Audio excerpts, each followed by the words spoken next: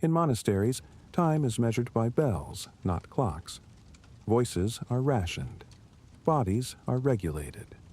Even thoughts have a schedule. And yet the records we inherit, saintly lives, polished chronicles, official rules, often feel too clean, too orderly, like someone scrubbed the margins, because the darker monastic rituals rarely survive as neat descriptions. They survive as rules, what you're forbidden to do, as punishments, what happens when you fail, as customaries, the machinery of daily control, and as the occasional hostile outsider's report. When evidence is thin, that absence becomes part of the story. The earth yields nothing, but the ink remains. These aren't rumors. They're documented practices, embedded in monastic rules, customs, liturgy, medical routines, and disciplinary systems, with bias and omission baked into the record. This isn't a scandal. It's a pattern, systemic, repeatable, and quietly enforced. Tonight, we dig beneath the cloister stones to unearth 20 medieval monastic rituals chroniclers were afraid to write about. Welcome to 20 medieval monastic rituals chroniclers were afraid to write about. If you are into unsettling truths, erased records, and the hidden mechanics behind holy life, subscribe. This channel is for people who hear monastery and think peaceful, until they learn what peace required. Drop a comment. Where are you watching from, and what time is it? Midnight in Manchester? Sunrise in Sydney? A quiet 2 a.m. somewhere with winter fog pressed against the glass? Because once you see how medieval monastic life controlled speech, sleep, pain, food, memory, and bodies, you stop seeing monasteries as shelters from power. You start seeing them as power's laboratory. Now, let's begin where the silence gets engineered. The bell cuts through darkness like a blade through black wool. It's winter, deep winter, the kind where your breath freezes on the blanket pulled over your face. Stone walls sweat cold. The dormitory, if you can call it that, is a long hall of straw pallets separated by nothing but body width and the fragile dream that you might, somehow, sleep through until dawn. You won't. The bell rings for vigils, matins, the night office. Whatever name your house uses, the command is the same. Wake. Now. It's sometime between midnight and 3 in the morning. The exact hour depends on the season, the latitude, the abbot's interpretation of the rule. But the principle never changes. Sleep is not yours. It belongs to the timetable, and the timetable belongs to God, administered, of course, by his representatives. You swing your legs onto stone floor, the cold bites through wool socks. Around you, shadows move in synchronized misery. No one speaks. Speech is forbidden after compline, the final office of the day. You've been silent since dusk. You'll remain silent until prime, hours from now, when the sun is a rumor and your body a series of unmet needs. The dormitory empties in waves. Senior monks first. They've learned to wake at the first toll. Then the middle ranks, moving with the mechanical efficiency of men who've done this for decades. Finally, the novices, stumbling, disoriented, fighting the lead weight of exhaustion that makes every movement feel like swimming through cold honey.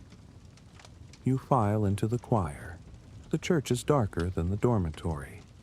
Candles flicker in the draft, throwing shadows that make the carved saints look like they're breathing. The stone beneath your feet is colder here. The air smells of old incense, beeswax, and damp wool. Your breath makes clouds. The psalms begin. Your voice joins the others, scraped, raw, half awake, obedient. Psalm 94. Come, let us sing to the Lord, but your body is screaming for sleep. Psalm 95.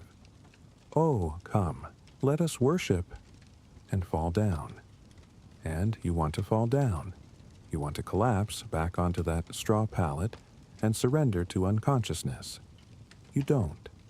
You stand. You sing. You bow at the Gloria. You sit during the readings, and this is when sleep becomes dangerous. Because sitting in the dark, exhausted, listening to Latin you half understand, your eyelids grow heavy. Your head nods forward. If you're caught sleeping during the office, the consequences are immediate. The circader, the monk assigned to patrol during services, carries a lantern. He watches. When he sees a brother nodding off, he doesn't wake him gently. He brings the light close to the offender's face. Sudden, harsh. The shock of it snaps you awake with your heart hammering. And everyone sees. Everyone knows you were weak enough to succumb. This isn't optional devotion. It's engineered vigilance. The practice comes straight from the Rule of Saint Benedict, written in the 6th century, and copied, adapted, and enforced across 1,000 monasteries for 1,000 years. Benedict prescribed a nocturnal office because, he argued, the prophet said, 7 times a day I have praised you. And night is when the devil prowls, when discipline slackens, when bodies forget their bound. Chapter 16 of the Rule specifies the structure. As the prophet says, 7 times in the day I have rendered praise to you. Now we will fulfill this sacred number of 7 if we perform the offices of our service at the time of lauds, prime, terce, sext, nun, vespers, and compline. And then he adds the nocturnal office, vigils, because nighttime requires its own surveillance. But here's what the liturgical manuals don't say outright. Breaking sleep breaks you. Modern sleep science confirms what medieval abbots knew through observation. Interrupted sleep produces compliance. It clouds judgment. It makes resistance feel impossible. When you can't remember what it feels like to sleep through the night, you stop questioning the system that wakes you. The human sleep cycle operates in roughly 90-minute intervals. Deep sleep happens in the later cycles. Wake someone after only a few hours, and you've stolen their deepest rest. The phase where the body repairs itself, where memories consolidate, where psychological resilience is rebuilt. Do this every night for years, and you create a population that's perpetually functioning below capacity.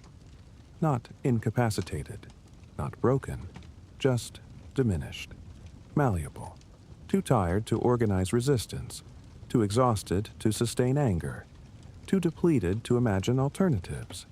And if you're late, if you stumble in after the first psalm, correction, public, immediate. Monastic customaries, the detailed rule books that governed daily life in specific houses, document the penalties with administrative precision. At Cluny, one of the most influential Benedictine monasteries, a monk who arrived late to the night office would prostrate himself at the choir entrance until the abbot gave permission to rise. Then he'd take his place, aware that every brother had watched him crawl. The prostration isn't quick. You lie there, full length on the cold stone, arms extended in the shape of a cross, while the office continues around you. The psalms wash over you. Your brothers' voices surround you. And you wait for permission to rise, which might come after 1 psalm, or 3, or 5. The abbot decides. You endure. Some houses required the offender to stand through the entire office. No sitting during the long psalms, no leaning. Just the slow burn of exhaustion and shame. Your legs tremble. Your back aches. The fatigue you already felt multiplies into something approaching agony. And this happens in front of everyone. Your failure is communal knowledge. The brother who stumbled in late. the brother who couldn't manage the most basic requirement, the brother who proved himself weaker than the others. Because the point wasn't punishment, it was conditioning. Wake at the bell, every night, every season, whether you're sick, whether you're old, whether you sobbed yourself into fitful sleep an hour before because you're homesick or despairing, or simply drowning in the relentless machinery of monastic life. The bell owns your body, and your body learns. There's a moment, every novice experiences it, when you stop resisting, when the bell rings and you rise before you're fully conscious, when obedience happens faster than thought, when your body moves automatically, bypassing the part of your brain that might question, might rebel, might choose differently. That's the moment the system wants. That's the moment when the institution has successfully written itself into your nervous system, when discipline becomes reflex, when the external authority has been internalized so thoroughly that you police yourself more effectively than any circuiter ever could. The office ends. You file back to the dormitory. You have perhaps 2 or 3 hours before the bell rings again for lauds. You collapse onto your pallet. Sleep claims you instantly. And then the bell rings, again, and again, and again, for decades, until your body forgets what uninterrupted sleep feels like, until waking in darkness becomes more natural than sleeping through the night, until the monastery's rhythm becomes your rhythm, indistinguishable from your own heartbeat. Control the night, control the mind, and once the night belongs to the monastery, your voice is next. Silence is the monastery's second skin. It wraps around you the moment compline ends. No speech, no unnecessary sound. Even footsteps are supposed to be soft, controlled, deliberate, erased. The customaries call it the silentium, the great silence. It lasts from dusk until prime, sometimes longer, depending on the house. In practice, it lasts forever, because even during the day, speech is rationed. You don't talk in the cloister. You don't talk in the dormitory. You don't talk in the church, obviously. You don't talk in the refectory unless the reading brother stumbles over Latin and someone needs to correct him. And even then, it's whispered to the superior, not announced. Where can you speak? The warming room, sometimes. During recreation hour, if your monastery has one. In chapter, when confessing faults. To the abbot, if summoned. Everywhere else, your voice is a violation. The official story is beautiful. Silence cultivates humility, fosters contemplation, turns the mind toward God. Church fathers wrote treatises on the holiness of the quiet tongue. Benedict himself warned that in a flood of words, sin is not wanting, quoting Proverbs like a preemptive gag order. The theology is sophisticated. Speech, they argued, is where pride lives, where gossip breeds, where division enters the community. Silence cuts off these infections at the source. It protects the monk from his own worst impulses. It creates space for the voice of God to be heard above the chatter of human desire. Beautiful theory. Chapter 6 of Benedict's Rule is devoted entirely to silence. Let us do what the prophet says. I have resolved to keep watch over my ways that I may never sin with my tongue. I have put a guard on my mouth. Here the prophet shows that if we ought to refrain even from good words for the sake of silence, how much more ought we to abstain from evil words on account of the penalty for sin? But here's the reality.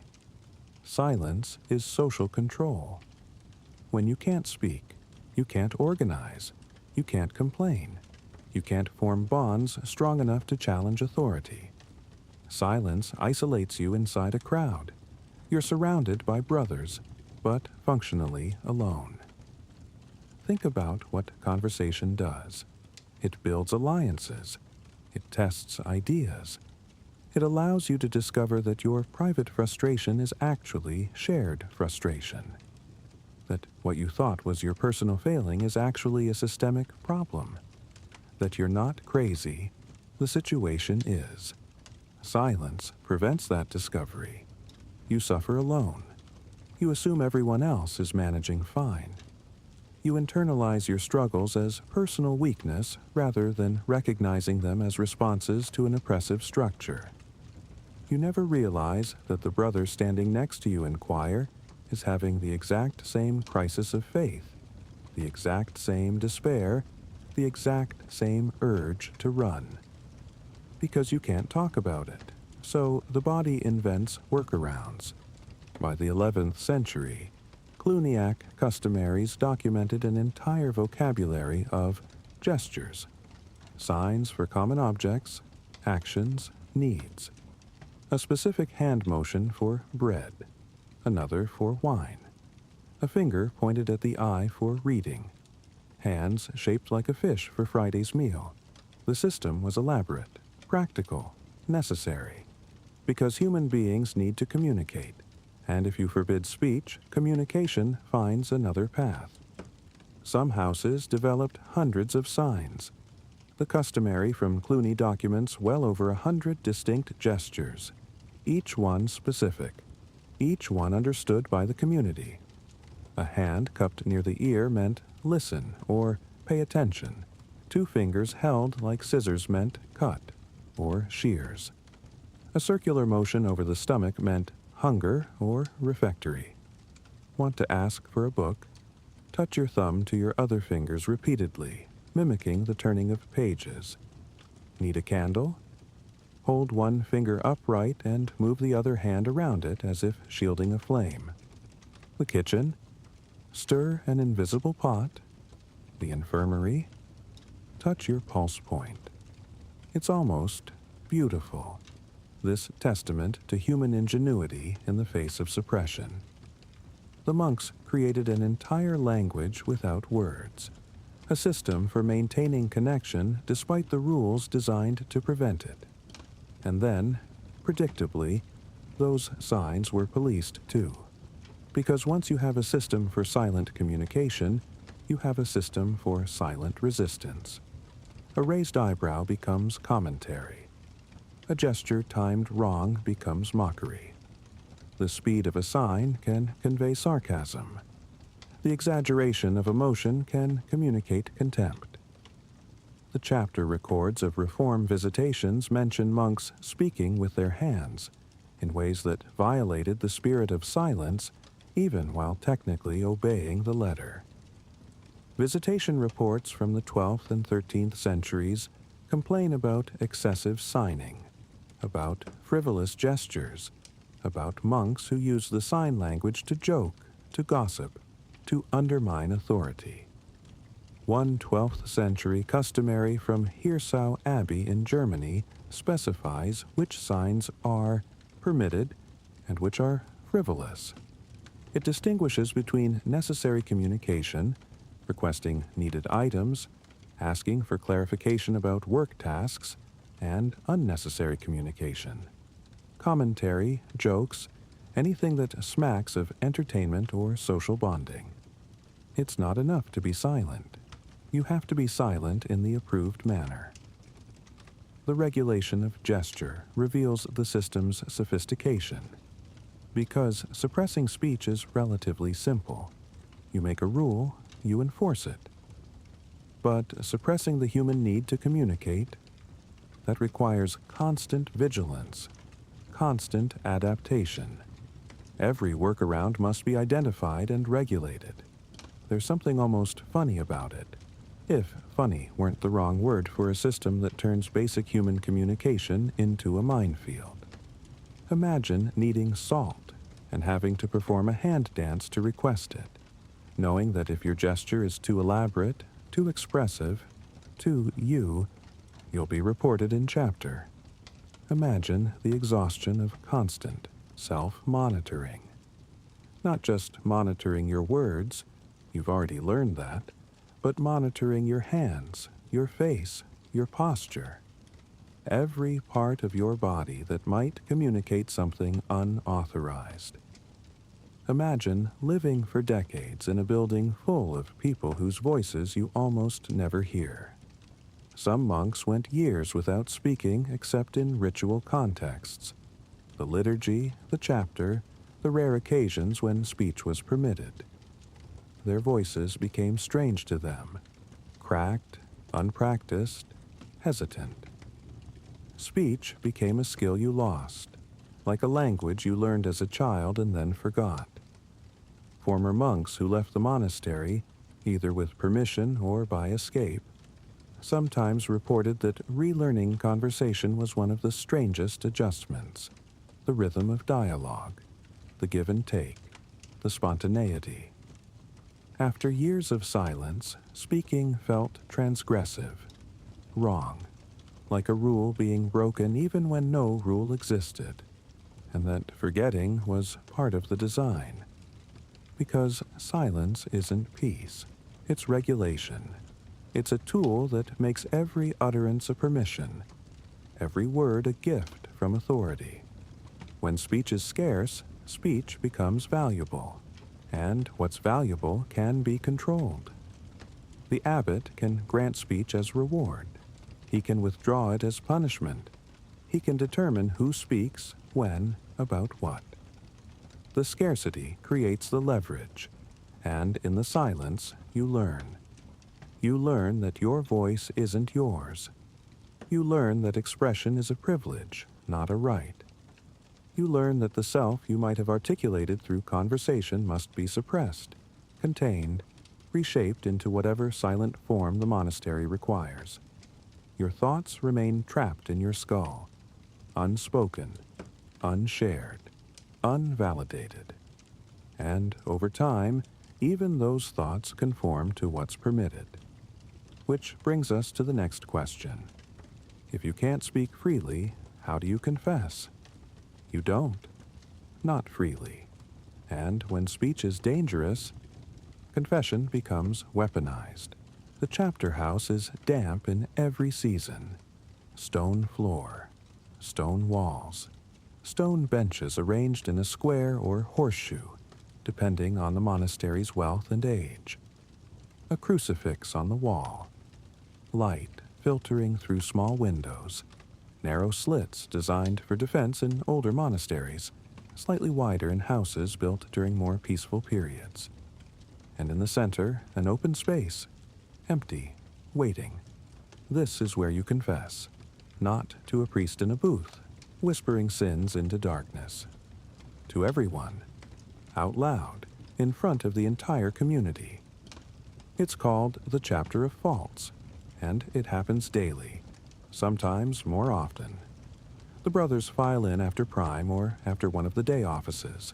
The timing varies by house. Some monasteries hold chapter first thing in the morning, getting confession out of the way before the day's work begins. Others schedule it after none, in the afternoon, so the day's failures are fresh. The abbot or prior sits in the position of authority. Everyone else takes their place according to seniority. Choir monks here, lay brothers there, novices in the back where their inexperience can be watched. The hierarchy is spatial, visible, reinforced every time you enter the room. Then it begins. The abbot invites confession, not with warmth, not with pastoral gentleness, with administrative expectation. This is procedure. You will confess. The question is only what, and one by one they do. A brother rises. He prostrates himself, full length on the stone, face down, arms extended. The stone is cold, always cold. Even in summer, the chapter house retains a chill. He waits for permission to speak. Seconds pass, sometimes a minute. The waiting is part of the ritual. It establishes who has power and who must petition for it. When permission comes, a word from the abbot, sometimes just a gesture, he lists his failures. I spoke in the cloister. I arrived late to sext. I broke a dish in the kitchen. I felt anger toward Brother Thomas. The language is formulaic, rehearsed. Because you've been doing this since you were a novice, and you've learned what they want to hear. Specific enough to be credible. Self-incriminating enough to demonstrate humility, but not so dramatic that it seems like performance or attention-seeking. You confess faults, not sins. The distinction matters. Sins go to the priest in sacramental confession, private, sealed by the confessional secret. Faults, violations of the rule, failures of discipline, minor infractions, those go to the chapter. The chapter is administrative, legal. It's about maintaining order, not about absolution. If your confession is accepted, you return to your place. The abbot might assign a penance, extra prostrations, a period of fasting, exclusion from the common cup at meals. You accept it. You bow. You sit. If not, if the abbot or another brother saw something you've omitted, you're corrected. Publicly. Your hidden fault becomes communal knowledge.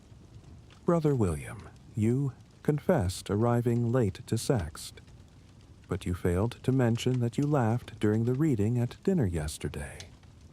You prostrate yourself again. You confess the omitted fault. You accept the additional penance. The shame burns hotter because you've been caught trying to hide something. The surveillance has proven more thorough than your deception. Sometimes brothers accuse each other. Not maliciously, of course, for your spiritual good. Because if they see a fault and don't report it, their silence becomes their fault. The system makes witnesses into informants, makes love into surveillance, makes community into a network of mutual monitoring. I observed Brother William laughing during the reading at meals. Brother William prostrates himself, again, confesses, again, accepts penance, again. The official story, this is purification, communal accountability, the body of Christ policing itself in love. We're helping each other toward holiness. We're preventing small faults from becoming large sins. We're maintaining the discipline that makes contemplative life possible. The reality. This is how you train people to incriminate themselves. How you make surveillance a virtue. How you turn a community into a network of witnesses, each monitoring the other, each aware that their own faults might be exposed if they don't demonstrate sufficient vigilance toward everyone else's. It's sophisticated, it's effective, and it requires no overt violence. The customaries lay out the system with bureaucratic clarity. The Decreta of Lanfranc, an 11th century Archbishop of Canterbury, who standardized Benedictine practice across England, specifies exactly how the chapter of faults should proceed. Who speaks first? Usually those recently corrected, giving them opportunity to show improvement. What penalties apply to what infractions? How long you prostrate yourself for minor versus serious offenses. Minor fault, prostrate until given permission to rise, usually after a brief moment. Moderate fault, remain prostrate through several exchanges while others confess. Serious fault, full prostration for the entire chapter, rising only at the very end, and sometimes not even then, remaining on the floor as the community exits, a living symbol of disgrace, graded humiliation, precision-engineered shame. And here's the mechanism that makes it work. You can't hide. Everyone knows everyone. You eat together, sleep in the same dormitory, pray in the same choir. There are no private spaces, no moments when you're truly alone, which means someone always sees, and if they see and don't report, they're complicit. their silence becomes a fault they'll have to confess later. So you confess first, preemptively. You accuse yourself before someone else can. You perform contrition whether you feel it or not, because performance is what's required.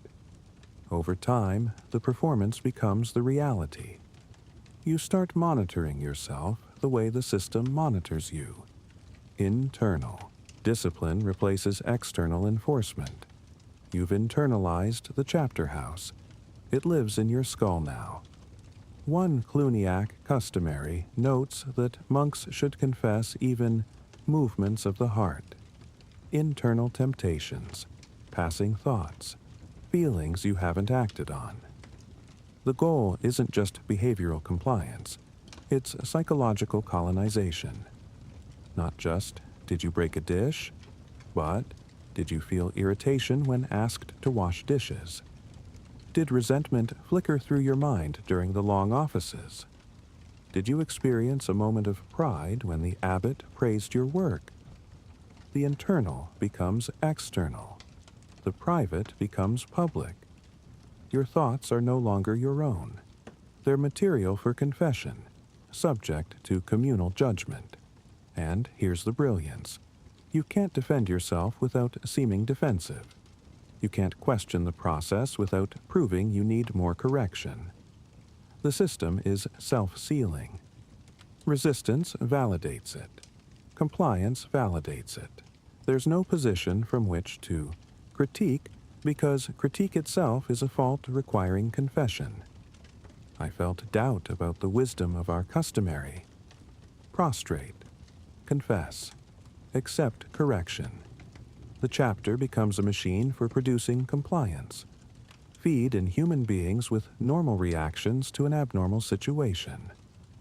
Extract obedient instruments who have learned to see their own humanity as failure. To confess, you must first believe you're guilty. Of something. Always. And the chapter provides endless opportunity to prove it.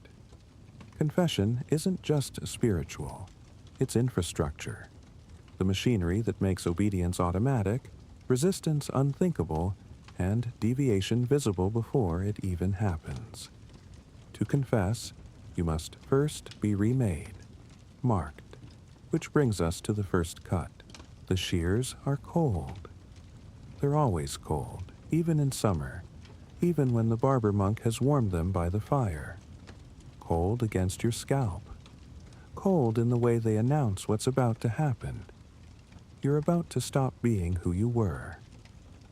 Tonsure, the ritual cutting of hair, is the visible threshold between the world and the cloister. Once it's done, you're marked, permanently, publicly. Anyone who sees you knows what you are, whether you're in a monastery or walking through a village or standing in a court of law. You're a monk, or a cleric, or some other variety of person who has surrendered a piece of their body to signal that they've surrendered all of it. The practice is ancient by medieval standards. Early Christians adopted it from earlier traditions, Romans, Egyptians, others, and baptized it with new meaning. By the Middle Ages, tonsure was mandatory for anyone entering religious life. The shape varied. The corona, crown, where the top of the head is shaved, and a ring of hair remains, became standard for Western monks. Eastern traditions used different styles, but the principle was universal. Haircut as contract, because hair in medieval culture carries meaning. Long hair is virility, status, freedom. Kings grow their hair long. Warriors braid it. Women cover it or display it depending on their marital state. Hair is identity, personal, chosen. Merovingian kings, those early medieval rulers of Francia, considered long hair so essential to royal identity that cutting a rival's hair was tantamount to removing him from succession. Hair was power made visible. For monks, tonsure does the opposite. It announces powerlessness, submission. the removal of worldly identity in favor of institutional belonging.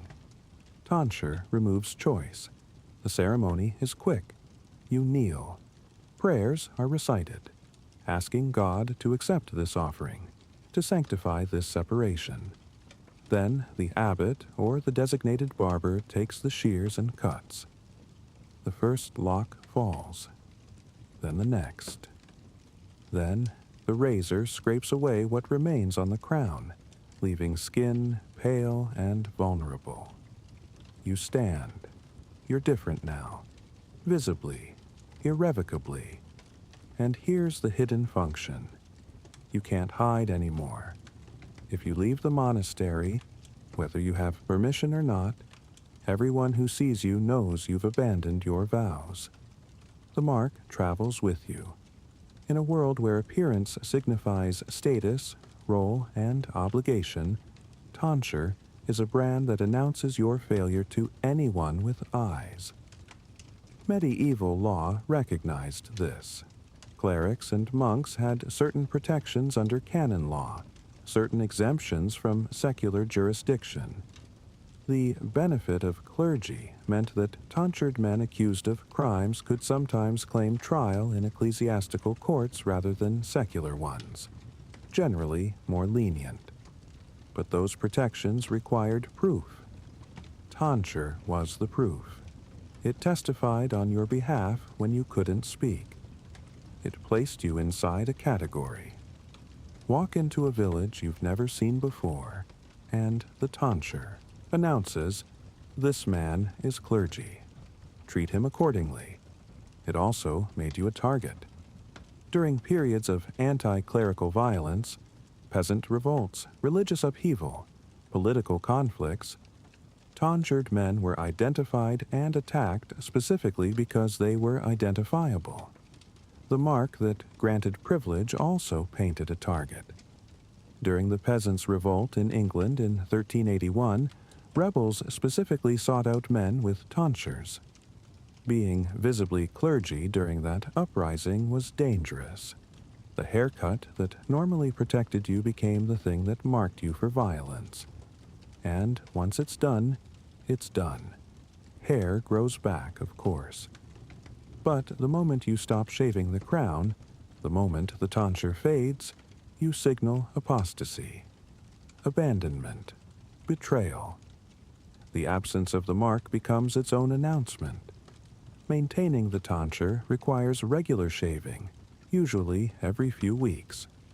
Some monasteries had designated barber monks who performed tonsure maintenance for the community.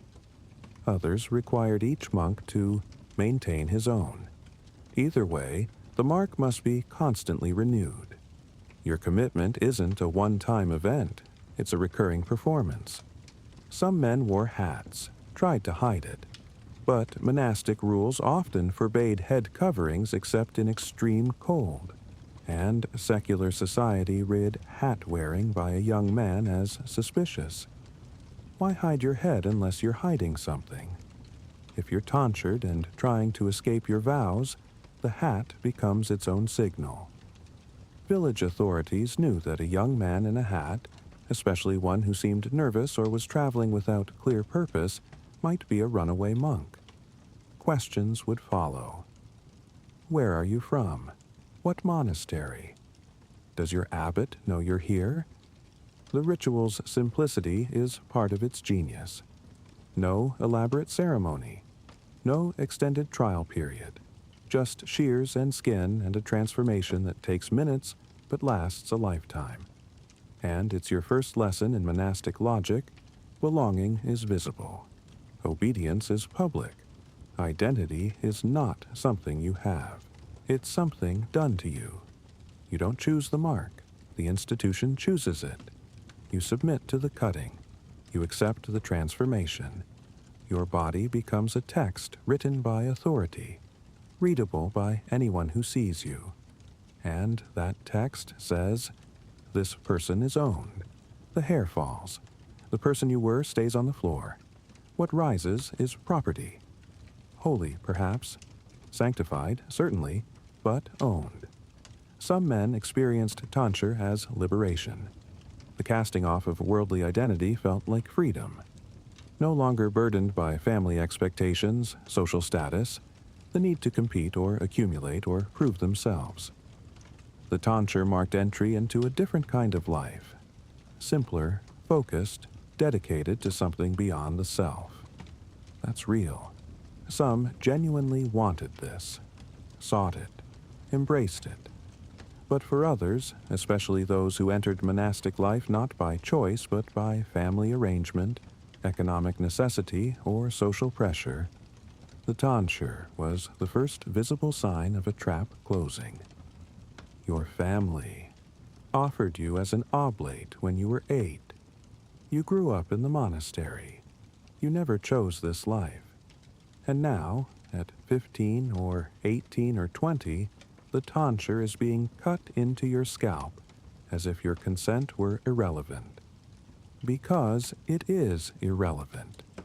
The system doesn't require your enthusiastic participation. It requires your body, your visible submission, your marked scalp that announces to the world, this one belongs to the church. And if the tonsure marks your entry, the vow seals the door. The oratory is small. Witnesses pack it anyway. You're kneeling. There's parchment in front of you. Your carta professionis, your written vow. You've copied it yourself, usually in your own hand, as proof that you understand what you're promising. The words are formulaic, but the consequences are permanent. You promise stability, obedience, conversion of life, stabilitas, oboedientia, conversatio morum. These aren't suggestions. They're legal spiritual bindings enforced by canon law, monastic discipline, and the threat of damnation.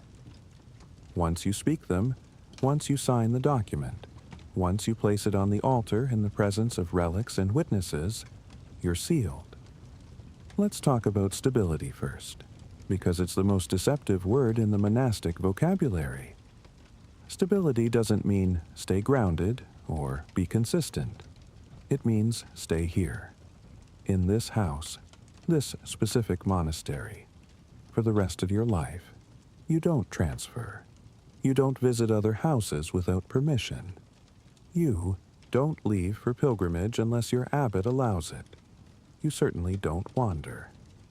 Benedict added this vow specifically to counter gyrovagues, wandering monks who floated from monastery to monastery, living off hospitality, accountable to no one. Chapter 1 of his rule categorizes different types of monks, and he's scathing about the gyrovagues. Always on the move, never settling down, they are slaves to their own wills and to the allurements of gluttony. He called them the worst kind of monk. So stability became the solution. Geographic containment as spiritual discipline. But here's the mechanism.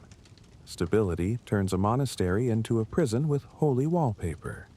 Because once you've vowed to stay, leaving becomes apostasy. Not just rule breaking, not just disobedience, spiritual treason. Medieval canon law treated monastic vows as more binding than marriage vows. You could annul a marriage under certain circumstances: non-consummation, deception about status, coercion. You couldn't annul profession. The theology was clear. You've made a promise to God. God doesn't release you from promises because you changed your mind. If you fled, you were hunted. Literally. Letters went out to neighboring bishops, secular authorities, other monasteries. Your description circulated. Your name was recorded. You were a fugitive. If caught, you were returned and punished. Some houses kept special cells for returned apostates. Small, dark, locked from the outside. The Carta Professionis itself has power. You place it on the altar during the ceremony, often directly on top of relics. Bone fragments of saints, scraps of holy clothing, splinters claimed to be from the true cross. The document touches the sacred. It becomes sacred, which means violating it is sacrilege. After the ceremony, the document is kept, filed, witnessed, stored in the monastery's archive along with land charters, papal privileges, and other legally binding documents. If you later claim you didn't understand what you were promising, the Carta testifies against you. You wrote it. You read it aloud. You placed it before God and the saints. No escape clause. No cooling off period. No, I've changed my mind.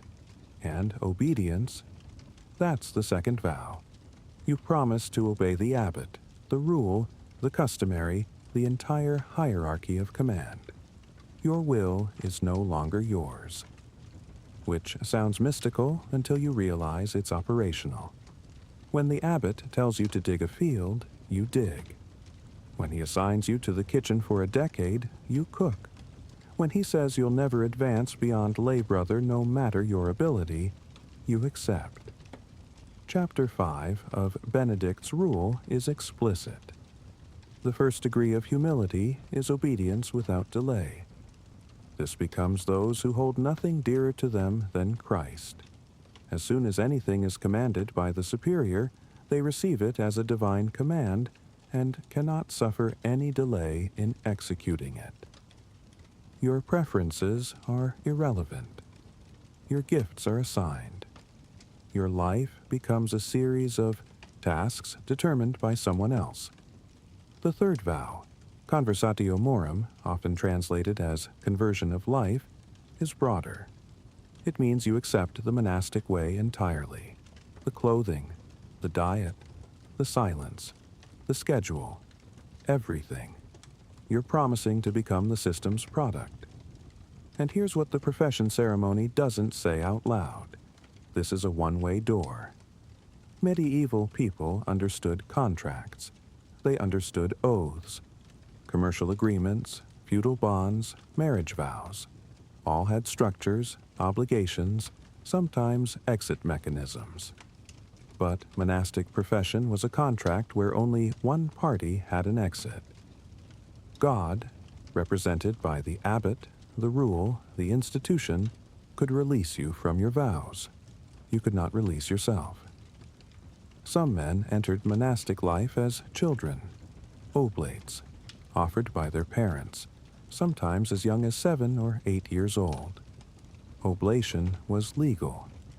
A family could dedicate a child to religious life, and that dedication was binding. The child grew up inside the system. By the time they were old enough to make vows formally, the monastery was the only life they knew. Where would they even go? Others entered as adults, fleeing debt, disgrace, violence, war. The monastery offered protection, sanctuary from creditors, refuge from blood feuds, escape from legal consequences, but at a price. Once you vowed stability, you couldn't leave even if the thing you were fleeing resolved, even if your legal troubles cleared, even if you were pardoned. The door locked behind you, and if you tried the handle anyway, if you ran, the mechanisms of retrieval were well established, efficient, ruthless. Bishops had authority to demand the return of fugitive monks. Secular authorities often cooperated. Maintaining good relations with the church was politically useful. Other monasteries wouldn't harbor you. Accepting a fugitive from another house violated the network of mutual recognition that held the monastic system together. Where could you go? Back to family who might not want you, might not be able to protect you, might themselves be pressured to return you? To a city where your tonsure marks you as clergy, and someone will eventually ask questions. To another kingdom where you don't speak the language and have no resources? The medieval world was smaller than you think, less anonymous, harder to disappear into. Networks of communication between monasteries, between bishops, between courts, meant that information traveled. Slowly, but it traveled. And when you were caught, and most were caught, the punishment was severe. Public flogging, extended isolation, permanent marking as unreliable, loss of any status or privileges you'd accumulated. Sometimes the vade in pace cell, if the offense was serious enough or repeated. Because the monastery wasn't a place you visited. It was a place that kept you. This wasn't discipline at the edges. This was the design. The vow ceremony ends. You rise from your knees. You are no longer who you were. You are property now. Holy property, perhaps. Sanctified, certainly, but owned. And the ownership is permanent. He's still here. You can see him. He sits at a separate table in the refectory. He enters the church through a side door. He stands apart during the offices, not in the choir, but in the shadows near the back. He doesn't speak, not because of the great silence, but because no one is allowed to speak to him. He's excommunicated, but he hasn't left. He's been excommunicated inside the walls. This is monastic discipline at its most psychologically precise, social death without physical removal. The practice comes straight from the Rule of Benedict, which outlines degrees of correction for different severities of offense. Minor infractions get minor penalties: prostration, fasting, temporary exclusion from the common cup at meals. Serious offenses trigger excommunication. But Benedict distinguishes between excommunication from the oratory, the church, and excommunication from the table, meals. Sometimes it's both. Sometimes it's staged. First one, then the other, escalating until compliance is achieved. Chapter 25 of the Rule specifies, "A brother guilty of a graver fault shall be excluded from both the table and the oratory. None of the brethren may associate with him or have conversation with him. Let him be alone at the work enjoined on him, abiding in penance and grief." The excommunicated monk loses access to communal life while remaining physically present. He eats alone after everyone else has finished, and only the abbot's designated portion. He prays alone, standing in a specified spot where he can hear the office but not participate. He works alone, sleeps alone if the house has the space. No one speaks to him, no one acknowledges him. He's a ghost in the building he inhabits. Watch what this does. He wakes to the same bell, walks the same corridors, sees the same faces, but he's no longer part of the community. He's adjacent to it, parallel to it, a shadow moving through spaces he can no longer fully occupy. During meals, he sits at a table in the corner, sometimes facing the wall, depending on the house's custom. His portion arrives after everyone else has been served. Smaller, plainer, bread and water if the offense is serious enough. While the community eats together, listening to the day's reading, he eats alone in silence that's different from the great silence. This is the silence of erasure. During the offices, he stands at the back, or in a side chapel, somewhere he can hear but not join. The psalms wash over him. His brothers' voices surround him, but his own voice is forbidden. He's a witness to worship he cannot participate in. The official story, this is correction, medicinal discipline. The goal is repentance, restoration, healing. The community separates the diseased member temporarily so the sickness doesn't spread. Chapter 27 of the Rule says the abbot should use every means as a wise physician, employing different remedies to heal the sick brother. The reality, this is how you break someone without touching them. Because humans are social animals. Isolation is torture, documented across cultures, across centuries. Put someone in solitary confinement and watch their mind fracture. Put them in a room full of people who are forbidden to see them, and the effect is worse. Because they're surrounded by the very community that's rejecting them. Every meal is a reminder, every office, every moment, and there's no escape. The excommunicated monk can't leave the monastery. He's still bound by his vow of stability. He's trapped inside the punishment. Medieval customaries document the process with clinical precision. The Decreta of Lanfranc specifies how the excommunicated monk should sit in the refectory, at the end, facing away from the others. What he should eat, bread and water if the offense is serious, when he can rejoin, only after sufficient demonstration of contrition determined by the abbot. Some houses required the excommunicated monk to prostrate himself at the threshold of the church before every office, lying face down while the community stepped over or around him. A living symbol of failure, a warning. The stone bruises his forehead. His ribs ache from lying on cold floor. And still he waits until the last brother has entered, until permission is given to rise and take his isolated position. And here's the leverage. The monk himself has to ask for restoration. He has to perform repentance convincingly enough that the abbot believes it, which means even his internal state becomes subject to external judgment. It's not enough to stop the behavior that triggered the excommunication. You have to demonstrate the right feelings about having done it. Tears help, public weeping, visible anguish. The abbot is watching. The community is watching. You're performing your own humiliation, and the quality of the performance determines when it ends. The restoration ritual is its own theater. The excommunicated monk prostrates himself before the entire community in chapter. He confesses his fault again, publicly, specifically, with suitable displays of remorse.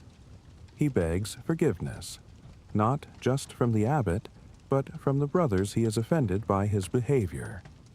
If the performance is judged sufficient, the abbot grants restoration. The monk is embraced, welcomed back, returned to his place in the community. It's presented as joy, the prodigal returning, the lost sheep found. But everyone remembers. The monk who was excommunicated carries that history. His reliability is questioned. His orthodoxy is suspect. He's been marked as someone who needed that level of correction. How long does it last? Days, weeks, months. It depends. The rule doesn't specify. It leaves the timeline to the abbot's discretion, which means it's arbitrary, which means it's terrifying. You don't know when it will end. Only that it will end when authority decides you've suffered enough.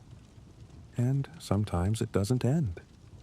Visitation records, reports from bishops or abbots inspecting other houses, occasionally mention monks who have been under excommunication for years. Forgotten, perhaps, or kept in that state as a permanent example, a warning in human form. One 12th century visitation report mentions a monk who had been excommunicated for 3 years for an offense the visitor deemed relatively minor. When asked why the punishment continued so long, the abbot replied that the monk had not yet demonstrated sufficient contrition. The visitor noted that the monk appeared broken, barely speaking even when permitted, moving through his isolated routines like an automaton. The system had achieved its goal, complete submission. But at what cost?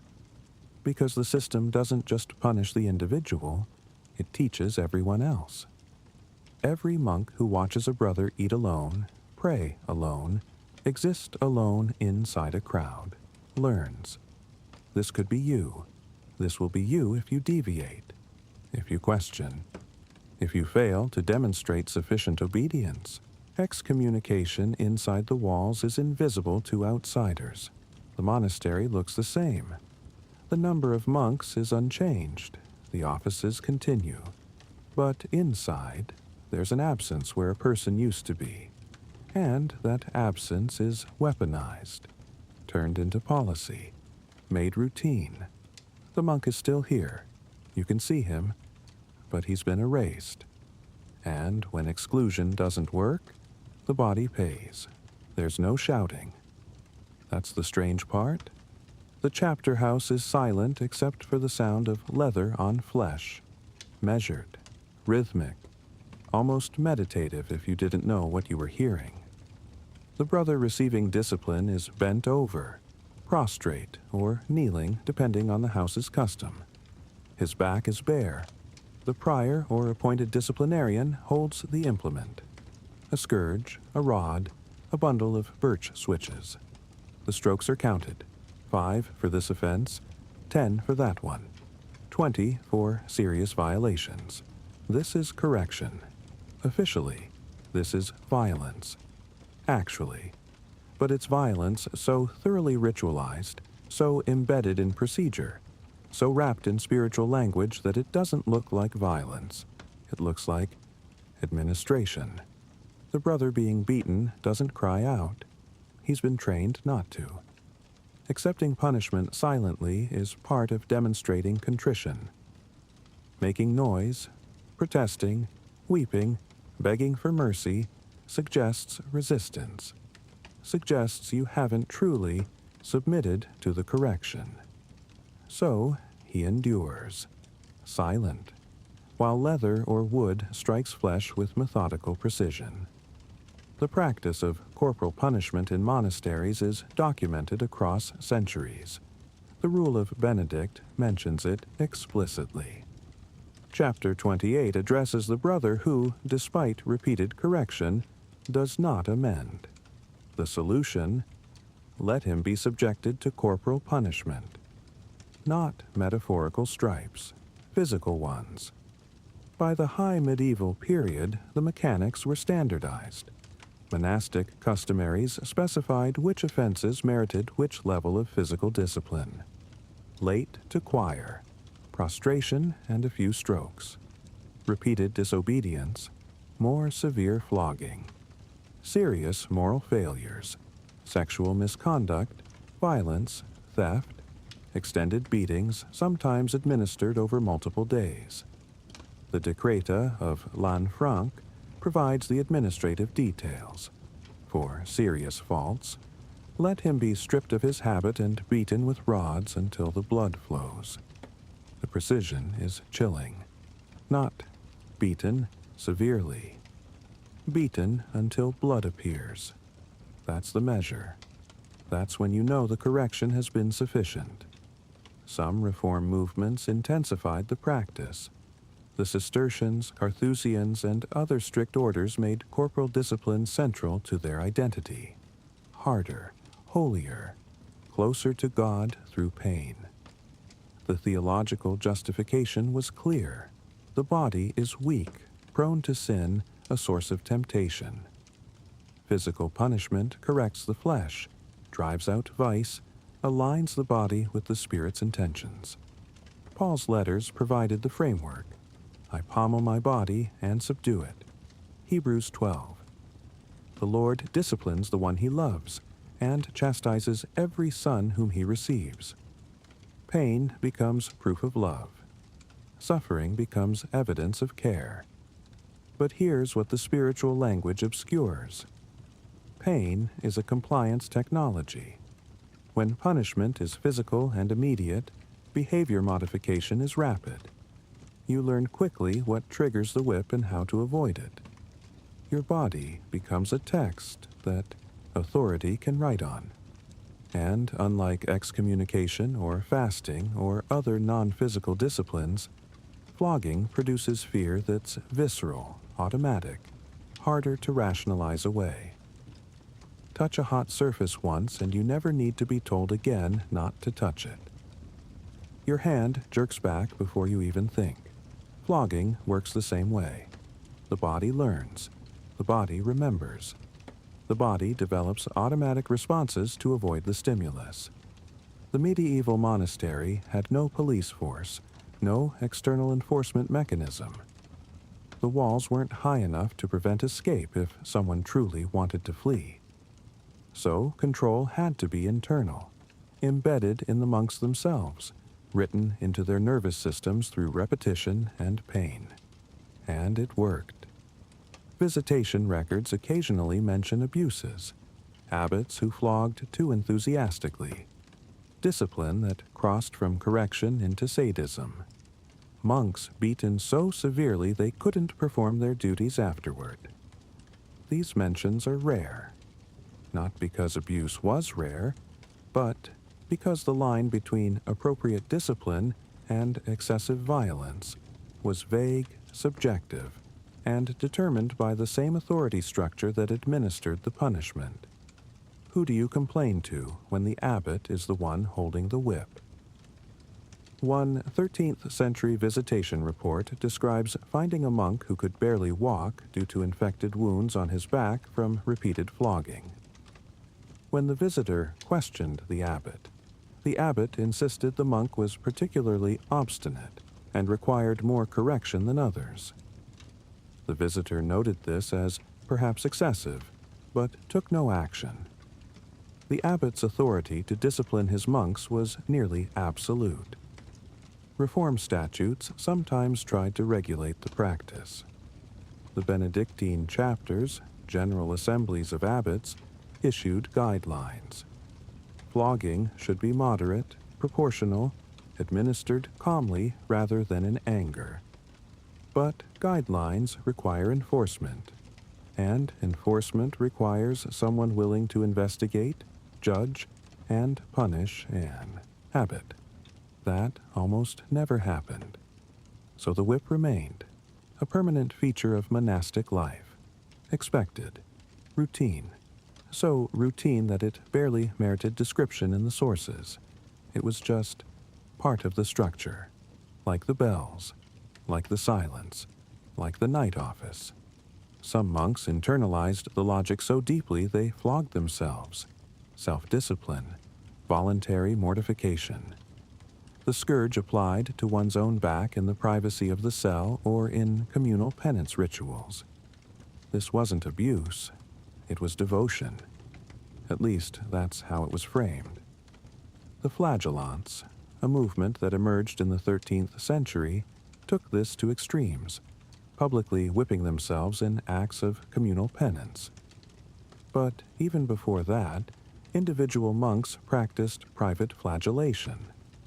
Some customaries mentioned it as an acceptable form of voluntary penance. The psychological mechanism is sophisticated. If you punish yourself, you preempt external punishment. You demonstrate compliance. You prove you've internalized the system's values so thoroughly that you no longer need an external enforcer. You are the enforcer. And once enough monks start doing it voluntarily, it becomes expected. The monk who doesn't engage in self-flagellation becomes suspect. What's he hiding? Why isn't he as dedicated as the others? Why doesn't he feel the need to mortify his flesh the way his holier brothers do? This is how systems perpetuate themselves. They don't need constant external force. They just need to embed the logic deeply enough that people enforce it on themselves and each other.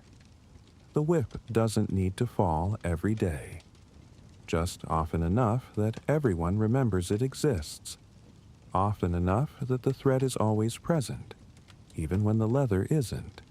You hear it sometimes.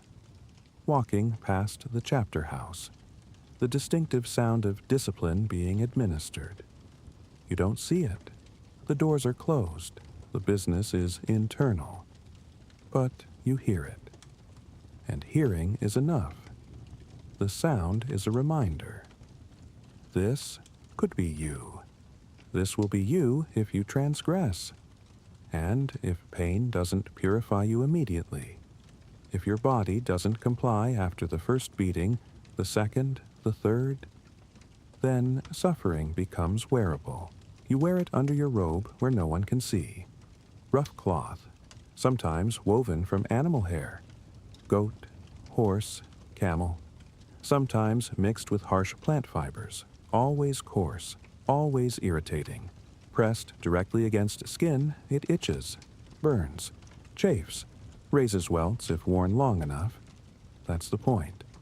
The hair shirt is discipline you can't take off, portable mortification, a constant bodily reminder that comfort is suspicious, that ease is dangerous, that your flesh requires management even when no one is watching. The practice is ancient. Early Christian ascetics wore rough garments as part of their desert spirituality.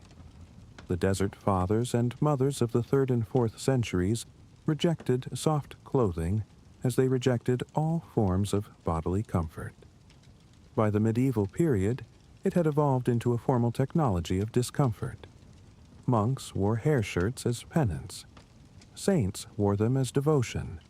Some wore them their entire adult lives. The theology is straightforward. The body is fallen, prone to sin, a source of temptation that must be subdued. Physical discomfort redirects attention from worldly pleasure to spiritual discipline. Every itch is a prayer. Every moment of irritation is a reminder that this world is temporary, that the flesh is weak, that salvation requires suffering. The body, they taught, was the soul's enemy. It demanded food, sleep, comfort, pleasure. It pulled you away from God toward created things.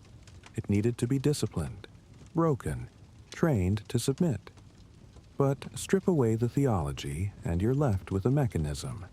Constant, low-level pain as behavioral conditioning. Because when you're always uncomfortable, you're always aware of your body. And when you're always aware of your body, you're always aware of the choice to suffer. You could remove the hair shirt, you could put on soft linen, but you don't. Every moment you continue wearing it is a moment of obedience. A micro-decision repeated thousands of times a day that reinforces compliance. The hair shirt turns suffering into identity.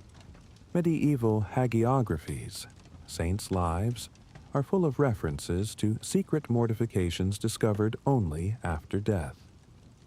The holy monk lived for decades among his brothers, seemingly normal, only for them to discover during the funeral preparation that he'd been wearing a hair shirt the entire time. The revelation is presented as proof of extraordinary sanctity, hidden virtue, private devotion. Thomas Becket, Archbishop of Canterbury, was discovered after his murder in 1170 to have been wearing a hair shirt swarming with vermin beneath his magnificent vestments. The contrast was significant, outwardly splendid, inwardly mortified.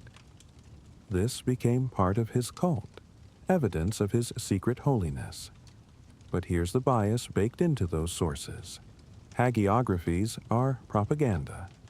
They're written to inspire imitation, to present the saint as a model worth emulating. They're not neutral reports. They're advertisements for a specific vision of holiness. One, where physical suffering is not just acceptable, but admirable. And what happens when suffering becomes admirable? When the monk who visibly mortifies himself is praised while the monk who doesn't is suspected of laxity. Suffering becomes competitive. Some monks wore multiple layers of rough cloth. Some added metal wire woven into the fabric, a shirt that didn't just itch but cut. Some wore spiked belts or chains under their robes, iron that bit into flesh with every movement. The goal wasn't just discomfort, but constant pain, unceasing, undeniable. The technology evolved. What started as coarse fabric became increasingly elaborate instruments of self-torture. The silus, a spiked chain worn around the thigh or upper arm, was popular among some orders, small enough to be hidden, painful enough to be constant. The line between devotion and self-harm blurs. Medieval spiritual directors sometimes had to counsel monks against excessive mortification, not because they opposed the practice, but because if you damaged your body too severely, you couldn't perform your duties. And duty came first. You could suffer, but only in ways that didn't disrupt the timetable. The hair shirt had another function: secrecy. Unlike public flogging or communal fasting, the hair shirt was private. You wore it, you suffered, and no one knew unless you chose to reveal it, which meant it could be both genuine devotion and strategic performance. Some monks revealed their mortifications selectively, to a confessor, to the abbot, to a spiritual advisor. Enough to demonstrate sanctity, but not so much that it looked like pride. The balance was delicate. Suffer too quietly, and no one knows you're holy. Suffer too loudly, and you're vainglorious. So you suffer just visibly enough. You wince occasionally. You shift your weight in ways that suggest hidden discomfort. You let clues drop, and the reputation builds. Because reputation matters. In a closed community where everyone is watching, everyone else, where status determines your place in the liturgy, your seat in the refectory, your chance of advancement. Reputation is currency, and the hair shirt is an investment. You wear it for years. You endure, and eventually people notice. Holier than the others, more dedicated, closer to God. The hair shirt becomes both suffering and status. And here's the final mechanism. Once you've worn it long enough, taking it off feels wrong. Your skin has adapted. The discomfort has become normal. Soft cloth feels strange, indulgent, sinful. You've conditioned yourself so thoroughly that comfort itself triggers guilt. One former monk, writing after leaving his monastery, described the strange sensation of wearing normal clothing again. "I felt naked," he wrote, "though I was fully dressed. I felt exposed, though no one could see. The absence of pain felt like the presence of sin." The hair shirt trains you to reject ease, to associate relief with failure, to need the pain as proof that you're still committed. Suffering becomes wearable, then permanent, then essential. And if discomfort is holy, hunger becomes law. The meal is measured. Literally, 1 pound of bread, a hemina of wine, roughly half a pint. Cooked vegetables or legumes, quantity determined by availability and season. On feast days, perhaps 2 cooked dishes instead of 1. On fast days, which outnumber feast days by a considerable margin, less. Sometimes nothing until evening. This isn't scarcity born of poverty. It's scarcity by design. The Rule of Benedict specifies portions with bureaucratic precision. Chapter 39. We think 1 pound of bread a day is sufficient. A hemina of wine a day is enough for each. Chapter 40. Let the abbot determine what is suitable according to the circumstances of the place, the work, or the summer heat. It's not about nutrition. It's about appetite control as spiritual practice. And when appetite is controlled, behavior becomes predictable. Let's map the calendar. Lent, 40 days of intensified fasting before Easter. Advent, fasting before Christmas, varying in length by region and period. Ember days, seasonal fasts tied to ordination cycles, 4 sets of 3 days marking the seasons. Vigils of major feasts, fasting the day before celebration. Fridays, meat forbidden in remembrance of the crucifixion. Wednesdays in some traditions, additional fast days commemorating Judas's betrayal. Add them up. Subtract feast days. Sundays, major holy days, patron saint celebrations. What you're left with is a year where more than half the days involve restricted eating. Some monasteries pushed further: Cistercians, Carthusians, reformed houses that made austerity central to their identity. For them, fasting was nearly constant. The Carthusians, founded in 1084, observed perpetual abstinence from meat. Even when sick, even in the infirmary, meat was forbidden except in cases of extreme medical necessity. Fish, eggs, and cheese were permitted, but sparingly. Their meals were taken in individual cells, alone, which intensified the experience of deprivation. The official theology is clear. Fasting subdues the flesh, clarifies the mind, redirects energy from bodily needs to spiritual contemplation. Gregory the Great wrote that fasting is the foundation of all virtues because it teaches the body to obey the will. John Cassian, whose conferences deeply influenced Benedictine monasticism, argued that fasting was essential to controlling sexual desire. The mind cannot be vigilant and pure while the stomach is full, he wrote. The logic: a fed body is a lustful body. Hunger is purity. But here's the mechanism. Hunger makes you compliant, not starvation. Monastic fasting rarely reached genuinely dangerous levels. You can't run a functional institution if everyone's collapsing from malnutrition. But chronic mild hunger, that produces specific psychological effects: reduced aggression, increased docility, heightened sensitivity to reward. When food is scarce, even a small increase in portion feels like a gift. And gifts create obligation.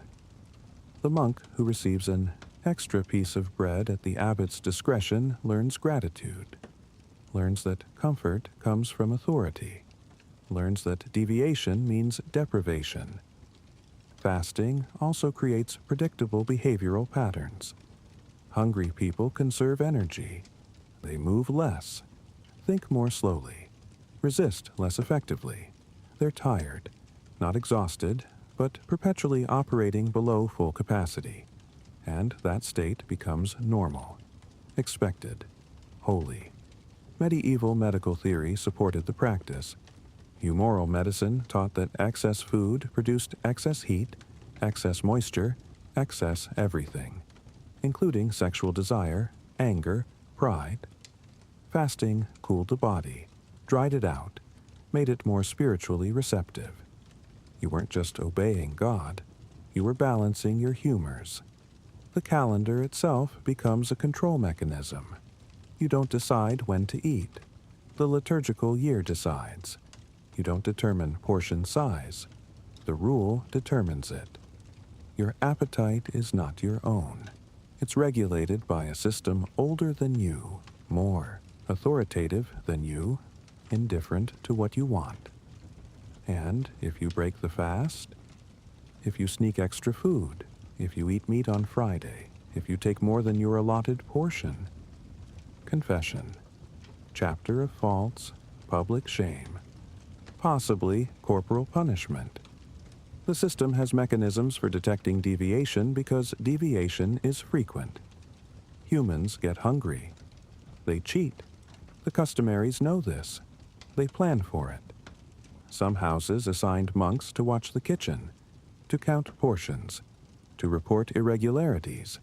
The cellarer, the monk responsible for provisions, maintained careful records. Bread was counted. Wine was measured. Any discrepancy required explanation. Hunger creates temptation, and temptation creates surveillance, and surveillance creates reports, and reports create punishment. The cycle is self-sustaining. But fasting also has social functions. It marks boundaries. Monks fast in ways lay people don't. The intensity of the fast signals the intensity of the commitment. It's visible, holiness, not as obvious as a hair shirt, but noticeable. The monk who faints during the office because he hasn't eaten properly isn't weak. He's devoted. and fasting creates community. Everyone's hungry together. Everyone's enduring together. Shared suffering builds bonds. Not necessarily affection, but a kind of collective identity. We are the people who do this. We are different from those who don't. The refectory becomes a theater where obedience is performed 3 times a day. You eat what you're given. No more, no less. You don't complain. You don't ask for extra. You demonstrate, through portion control, that your will is subordinate to the system. And here's the final twist.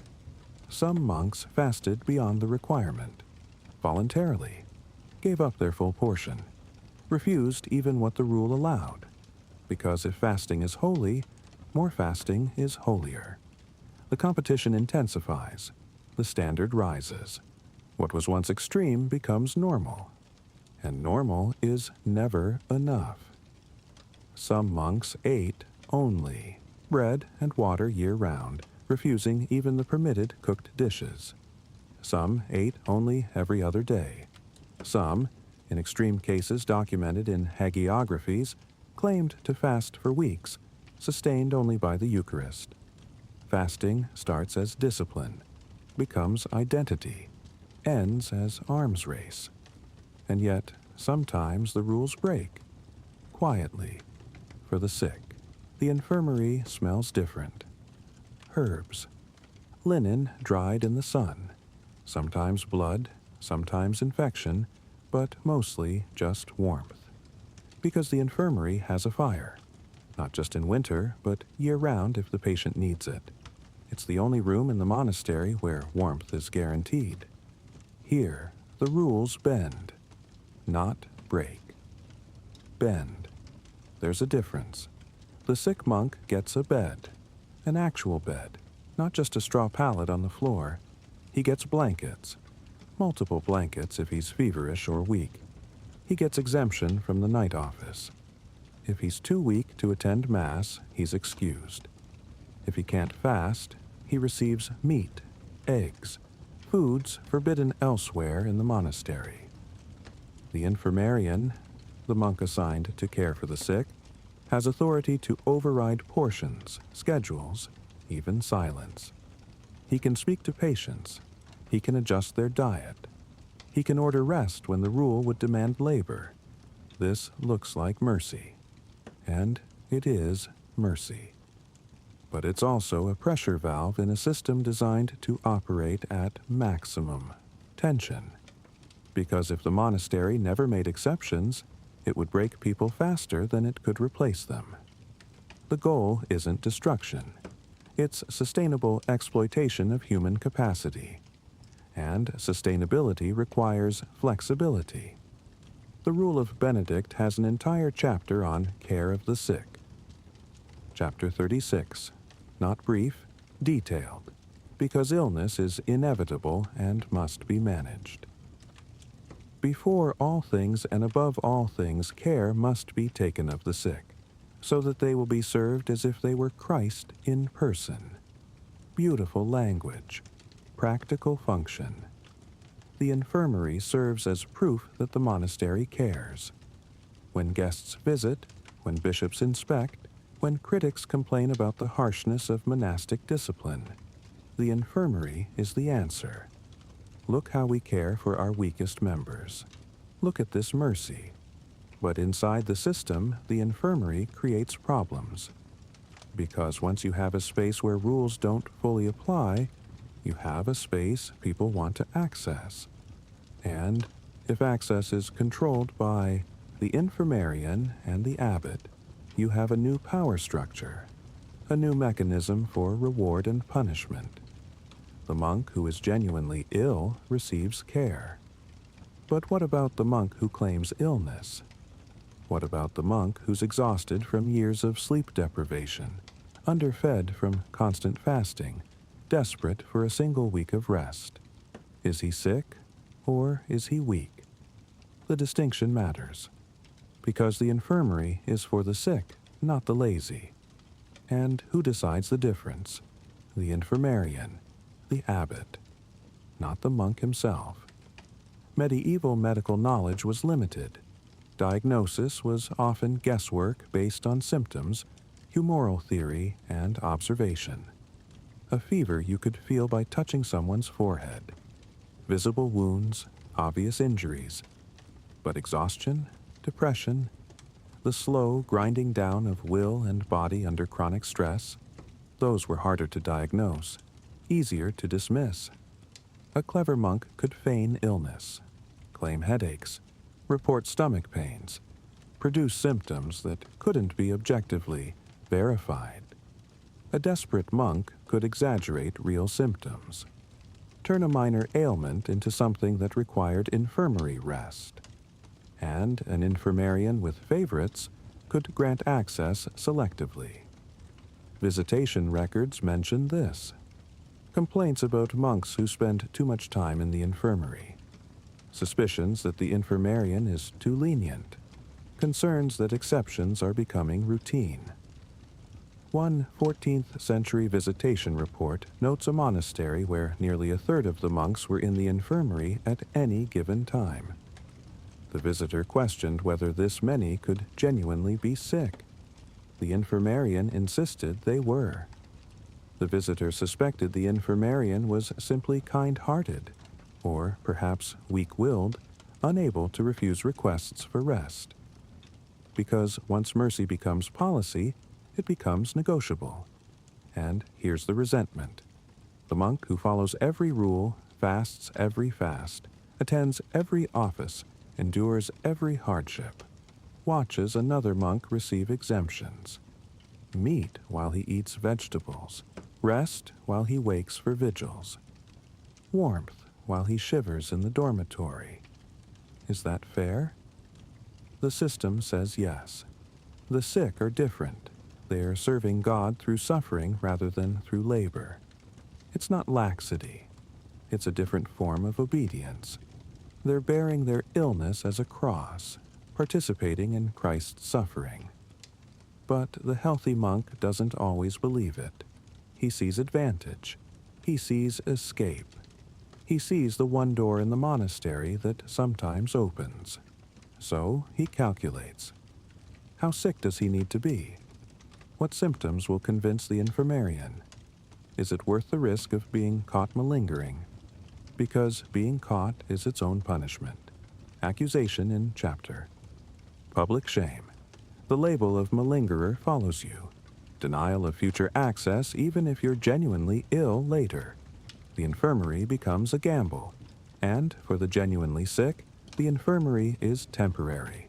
A reprieve, not a release. Once you recover, you return. To the same schedule, the same discipline, the same grinding, routine. The exception proves the rule. The mercy exists to make the harshness sustainable. Some monasteries developed elaborate infirmary customs.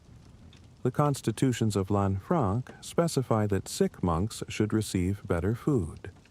Let them be given such food and drink as may suit their condition. But also, let them be careful not to eat or drink beyond their strength or to the point of satiety. Even in the infirmary, appetite must be controlled. The sick monk gets meat, but measured portions. He gets exemption from the night office, but must still pray privately if able. He gets warmth, but not luxury. The rules bend, but they don't disappear. And the infirmarian walks a line. Too strict and he's cruel, failing in his duty to serve Christ in the sick. Too lenient, and he's enabling laxity, undermining the monastery's discipline. It works. Monks recover. They return. They endure years more. The system continues. Because mercy, when administered strategically, is another form of control. This wasn't holiness protecting souls. It was power protecting order. Then comes the ritual that treats the healthy like patients. 4 times a year, sometimes more, the entire monastery bleeds. Not punishment, prescription. It's called minution. From the Latin minutio, reduction, lessening. The idea is simple. Too much blood makes you sick. Draining some makes you healthy. Balance the humors. Prevent disease. Maintain the body in proper working order. This is medicine, medieval medicine, which means it's both genuine belief and institutional control. The practice follows a schedule. Customaries specify when, usually tied to seasonal changes, sometimes to the liturgical calendar. Spring and fall were common, the body supposedly accumulating excess humors during winter and summer that needed draining. Some houses added summer and winter bleedings as well, making it quarterly. The timing was less important than the routine. When Minution Day arrives, the monastery transforms. The healthy monks, not the sick, not the elderly, not the infirm, are bled. One by one, they go to the infirmarian or a hired barber surgeon. The barber surgeon is a specialist, often brought in from outside the monastery specifically for this purpose. He knows anatomy. He knows which veins to open. He knows how much blood to take. A vein is opened. Usually the median cubital vein in the arm, the same one used for bloodletting throughout medieval Europe. The lancet is sharp. The cut is quick. Blood flows into a bowl. The amount varies by house and by individual. Enough to make you feel it, not enough to cause serious harm. A careful measurement between therapeutic and dangerous. Typically, they'd take about 12 to 16 ounces, roughly a pint. Enough that you'd feel lightheaded if you stood up too quickly. Enough that you'd need rest. Then recovery, which is where the ritual gets interesting. Because after bloodletting, you're treated as if you're sick, temporarily. You're excused from the full monastic routine. You go to the warming room, the one space with a guaranteed fire. You're given better food, meat, eggs, wine in greater quantities. You rest. You're allowed to speak more freely. The rules relax. For 3 to 5 days, you're in a liminal state. Not sick, but not fully functional. Not exempt from obedience, but exempt from the harshest demands. It's a break. A scheduled, medicalized break from the grinding routine. And everyone gets it. Not as reward for obedience, not as exception for illness. As medical necessity. Which means it's not a weakness to need it. It's just biology.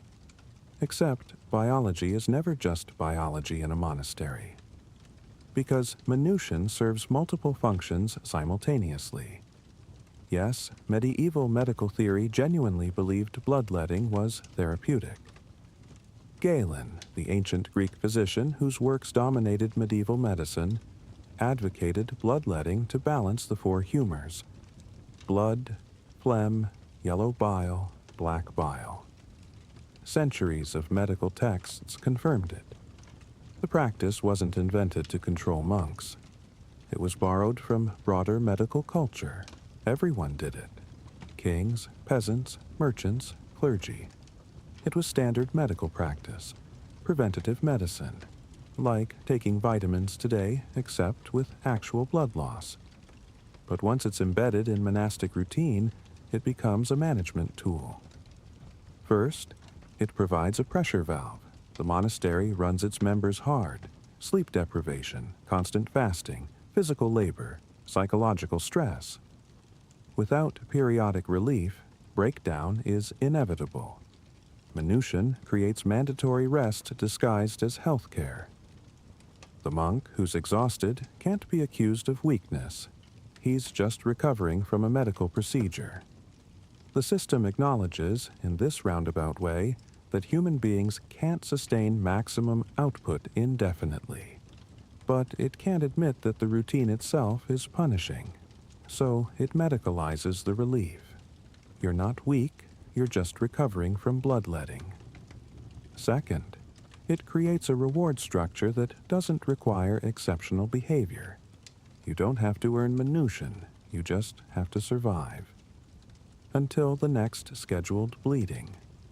which means even the monk who's struggling, who's barely compliant, who's on the edge of despair, still has something to look forward to. 4 times a year, things get easier. Briefly. It's hope. Scheduled hope. You just have to make it to spring, to fall, to the next Minution. Then you get 3 days of rest, better food, warmth, and relative freedom. Third, it reinforces the body as object of institutional management. The monastery controls when you sleep, what you eat, how you move. Now it controls your blood. Even the fluids inside you are subject to scheduling. You don't decide when you need to be bled. The calendar decides. The actual procedure is quick. A lancet opens the vein. Blood drains into a bowl. You watch it flow, dark red, warm, your life rendered visible and measurable. The cut is bandaged with clean linen. You're not injured exactly, just reduced, made slightly less, physically diminished in a measured, controlled way. And then the recovery period begins. The warming room fills with monks who've just been bled. They're allowed to talk more freely, not unlimited conversation, but more than usual. The great silence is suspended during Minution recovery. You can actually have conversations, exchange more than gestures. They play games sometimes. Dice, chess, simple entertainments normally forbidden or heavily restricted. The customaries specifically allow this. Entertainment during Minution isn't laxity. It's part of the recovery process. The food is better, much better. Meat, forbidden most of the year, appears at meals. Eggs, cheese, wine in quantities that would be scandalous any other time. Your portions are larger, richer. The contrast with normal monastic fare is stark. It's pleasant, almost. And that pleasantness serves a function. It associates institutional control with relief.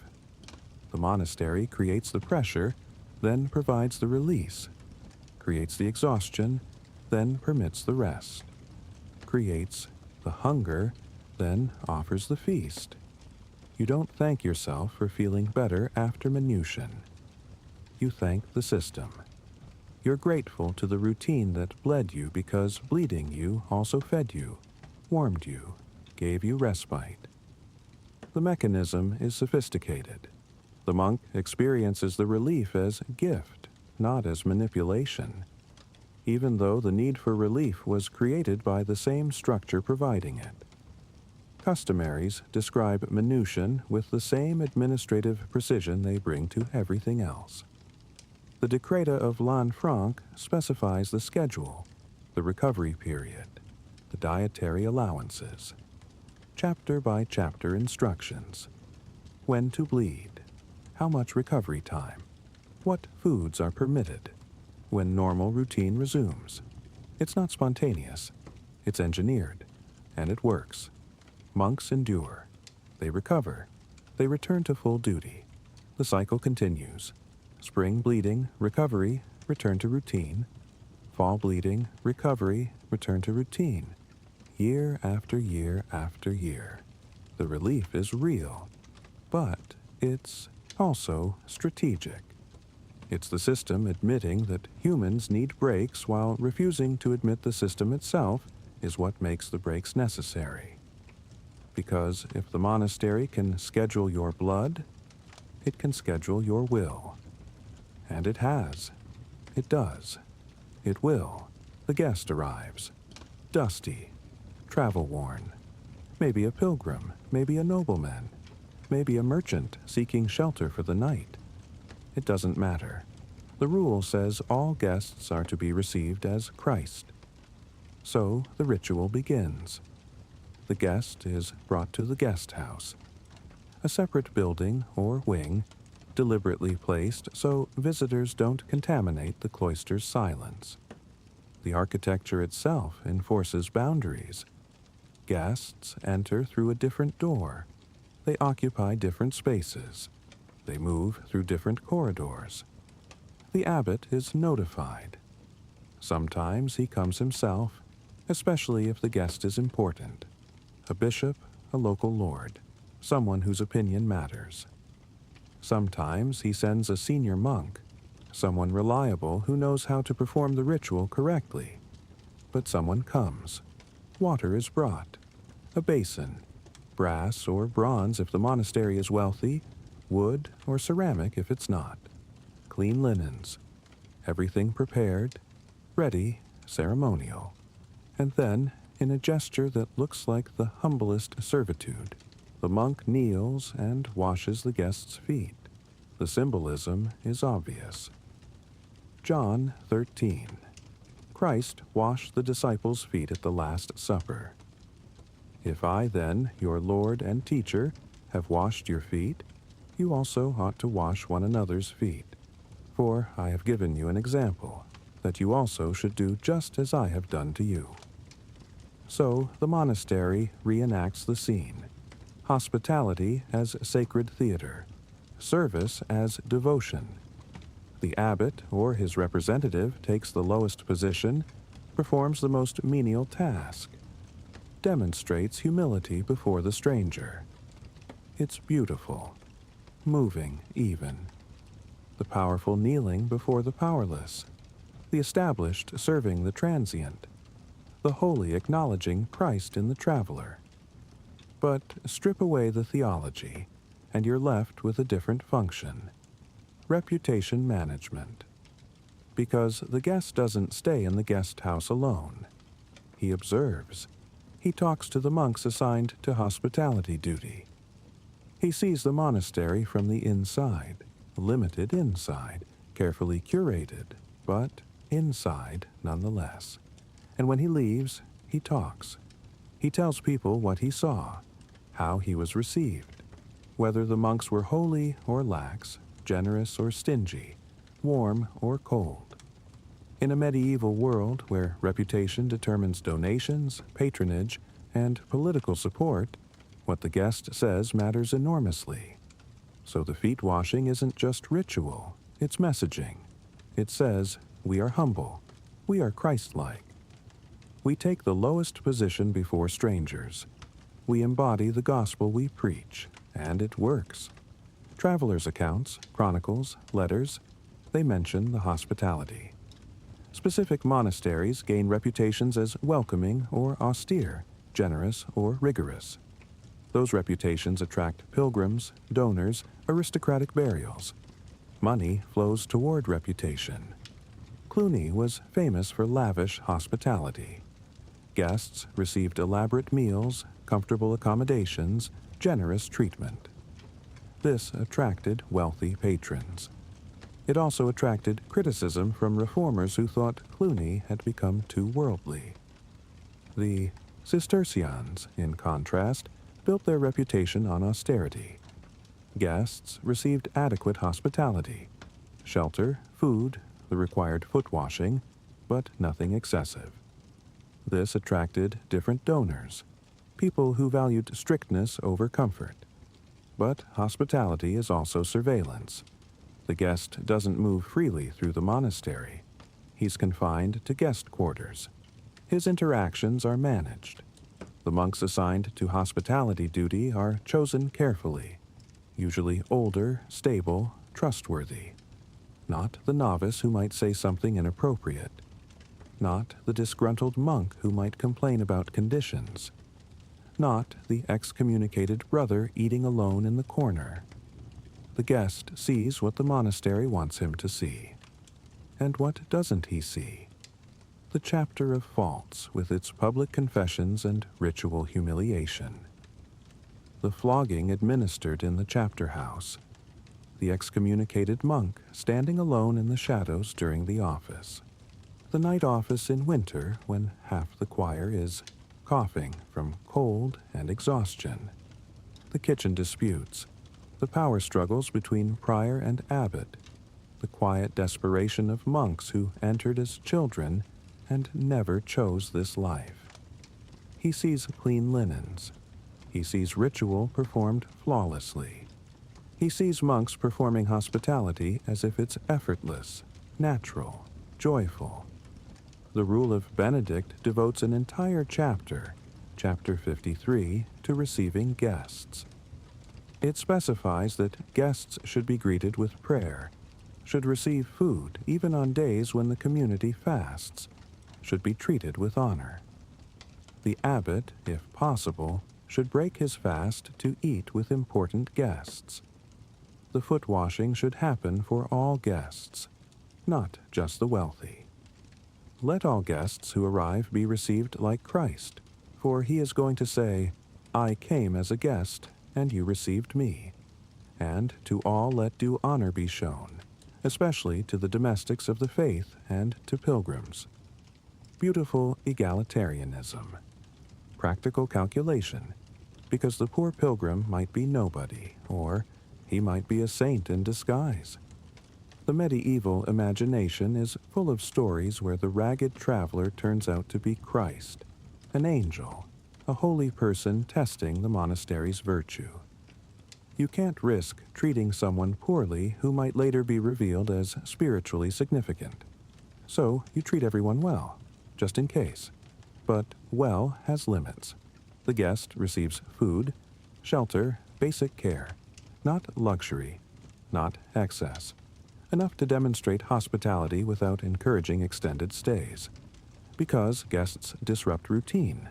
They require resources. They ask questions.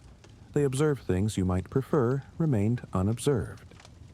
Some customaries specify maximum stay lengths. 3 days is common, borrowed from another biblical principle, the idea that hospitality should be generous but not indefinite. After 3 days, if the guest is able-bodied, he's expected to work, to contribute. The hospitality becomes transactional. Benedict himself warned against monks who wander from monastery to monastery, living off hospitality, accountable to no one. The gyrovagues, the wandering monks he despised. So hospitality has limits, boundaries. After 3 days, you're no longer a guest. You're a problem. And here's the control mechanism. The guest's behavior is also monitored. Is he pious? Does he respect the silence when he moves through shared spaces? Does he attend the offices offered for guests? If he's a monk traveling from another house, does he follow the customs properly? If not, he's corrected. Gently, usually, but corrected. Because even as guest, he's subject to monastic order. The foot washing grants entry, not immunity. Some monasteries became famous for hospitality. Cluny, before it became too large and wealthy. Certain Cistercian houses that balanced austerity with warmth. They built reputations that attracted more guests, more donations, more influence. The cycle fed itself. Other houses gained reputations for austerity. Hospitality performed correctly but coldly, technically fulfilling the rule without warmth. They attracted different kinds of support, different kinds of monks, different kinds of guests who valued discipline over comfort. The feet-washing ritual at the entrance set the tone. It announced what kind of place this was, what values it claimed, what experience the guest could expect. And when the guest left, hopefully grateful, hopefully impressed, he carried the monastery's reputation with him. He became a vector for the institution's message. An unpaid advertiser. His testimony mattered more than any document the monastery could produce about itself. Hospitality wasn't kindness, it was strategy. The water poured over dusty feet. The towel dried them. The guest was welcomed with ritual precision, and the monastery's image was secured. After the guest leaves, the monastery returns to its real work. Memory. The scratch of quill on parchment is the only sound. The scriptorium is cold, always cold, because fire is a risk around manuscripts, so heat is minimal, carefully controlled. Your fingers stiffen. The ink thickens in its horn. You breathe on your hands between lines, trying to keep enough flexibility to form letters correctly. You've been at this for hours. You'll be at it for hours more. This is holy labor, the copying of scripture, patristic texts, liturgical books, the preservation of knowledge, the multiplication of the word. The scriptorium is where a monastery proves its intellectual worth, where culture is transmitted, where the medieval world maintains continuity with the ancient. Beautiful work, essential work. Also, controlled production of memory, because what gets copied, what gets preserved, what gets multiplied, those aren't neutral choices. They're editorial decisions. And editorial decisions are exercises of power. The process is structured. The armarius, the monk, in charge of the library and scriptorium, assigns texts. You don't choose your project. You receive it. Maybe it's a gospel book for the altar, requiring your finest work. Gold leaf if the monastery can afford it. Maybe it's a copy of Augustine's City of God for the library. Maybe it's a charter recording a land donation, required for legal purposes, needing multiple copies for security. You copy what you're told, exactly as it appears in the exemplar, the manuscript you're copying from. Deviation is error. Error is sin.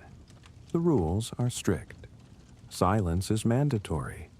The scriptorium operates under the same silence regulations as the rest of the monastery. You can't ask questions aloud. If you need clarification about a word you can't read, you signal. The sign language developed for the refectory and cloister extends here. A specific gesture means, I need the armarius. If you encounter a word you can't read in the exemplar, the ink is faded, the parchment is damaged, the previous copyist's hand was unclear. You mark it and continue. A dot above the word, a note in the margin. The armarius will check your work later, compare it to the exemplar, make a judgment about the illegible word. Mistakes are noted.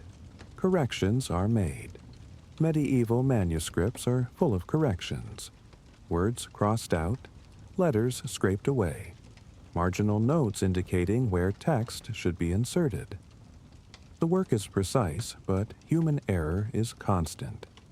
If you're consistently careless, you are removed from scriptorium duty and assigned something else. Kitchen work, maybe. Field labor. Tending animals.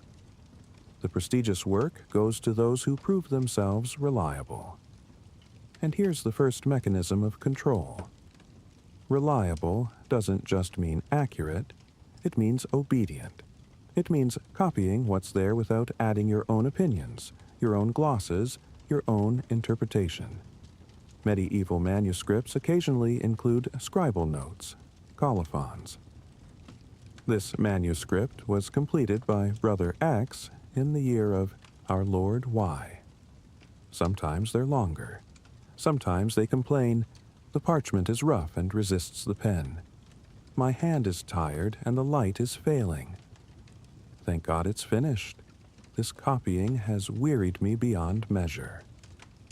Those notes are personal, human, a brief glimpse of the person behind the labor, the individual asserting himself against the anonymity of monastic routine. But they're also supervised. The armarius reads them before the manuscript is considered complete. If they're inappropriate, too proud, too complaining, too personal, too anything, they're erased or the scribe is corrected. Even your exhaustion must be expressed in approved language. Even your humanity is regulated. And then there's the selection bias. What texts does the armarius assign for copying? Scripture, obviously. Every monastery needs gospel books, psalters, complete Bibles if they can afford the parchment. Liturgical texts the monastery needs for worship. Lectionaries, antiphonaries, graduals. Patristic writings that support Orthodox theology: Augustine, Jerome, Gregory the Great, Ambrose. Rules and customaries: Benedict's rule, of course, but also house-specific customaries. Saints' lives that demonstrate proper monastic virtue. Legal documents that protect the monastery's property rights. Land charters, papal privileges, royal confirmations. What doesn't get copied as frequently?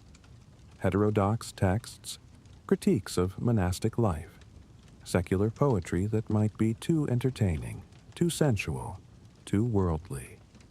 Philosophical works that raise uncomfortable questions about authority, knowledge, faith. Some of those texts survive anyway, copied in cathedral schools, urban scriptoria, university scriptoria once those emerge in the 12th and 13th centuries. Places with different priorities, different patrons, different needs. But the monastic scriptoria focus their labor on specific kinds of knowledge. And, over centuries, that focus shapes what survives. The texts copied most often are the texts most likely to endure. Multiple copies mean multiple chances of survival. The texts copied rarely, or not at all, are the texts most likely to vanish. Single copies are vulnerable. Fire, flood, war, neglect, any of these can destroy a unique manuscript. Monastic scriptoria don't just preserve culture. They filter it, and sometimes they improve it. Medieval scribes didn't always copy mindlessly. They corrected what they perceived as errors in the exemplar. They updated language, replacing archaic words with contemporary equivalents. They standardized spelling. Medieval Latin had no fixed orthography, so consistent spelling was a moving target. They fixed grammar that seemed wrong to their educated eye. Sometimes those corrections were genuinely helpful, fixing genuine errors introduced by previous copyists. A word misread, a line skipped, a grammatical form that was clearly wrong in context. Sometimes they were ideological, changing a word that seemed too casual, too improper, too heterodox, making the text more orthodox than the original, smoothing out theological rough edges. The line between correction and censorship is thin, and the copyist often couldn't tell the difference. He was improving the text, making it better, bringing it closer to what it should have been. Except should have been is a judgment, and judgments reflect the values of the judge. Visitation records occasionally mention problems in scriptoria. Monks copying too slowly, not meeting expected output. Monks wasting parchment through carelessness. Monks producing work of insufficient quality. Letter forms unclear, words misspelled, margins uneven. But they rarely mention ideological concerns, because ideological alignment was assumed. The monk who made it to the scriptorium had already proven himself orthodox, obedient, trustworthy. You didn't assign controversial work to questionable monks. And here's the final function. The scriptorium is prestigious. It's intellectual labor, not physical drudgery. It's work that requires literacy, skill, patience, artistry. Being assigned to the scriptorium is a sign of favor, competence, status, which means it's also a reward. And rewards create incentive. The monk who wants to avoid field labor, who wants to work indoors, who wants intellectual stimulation, who wants his name remembered in colophons, behaves. He proves himself reliable. He demonstrates orthodoxy. He copies without questioning. He earns the privilege of copying the world as authority wants it remembered. The quill scratches. The ink flows. The text multiplies. And memory becomes what someone decided to preserve. Sometimes memory isn't preserved. It's overwritten. The parchment is expensive.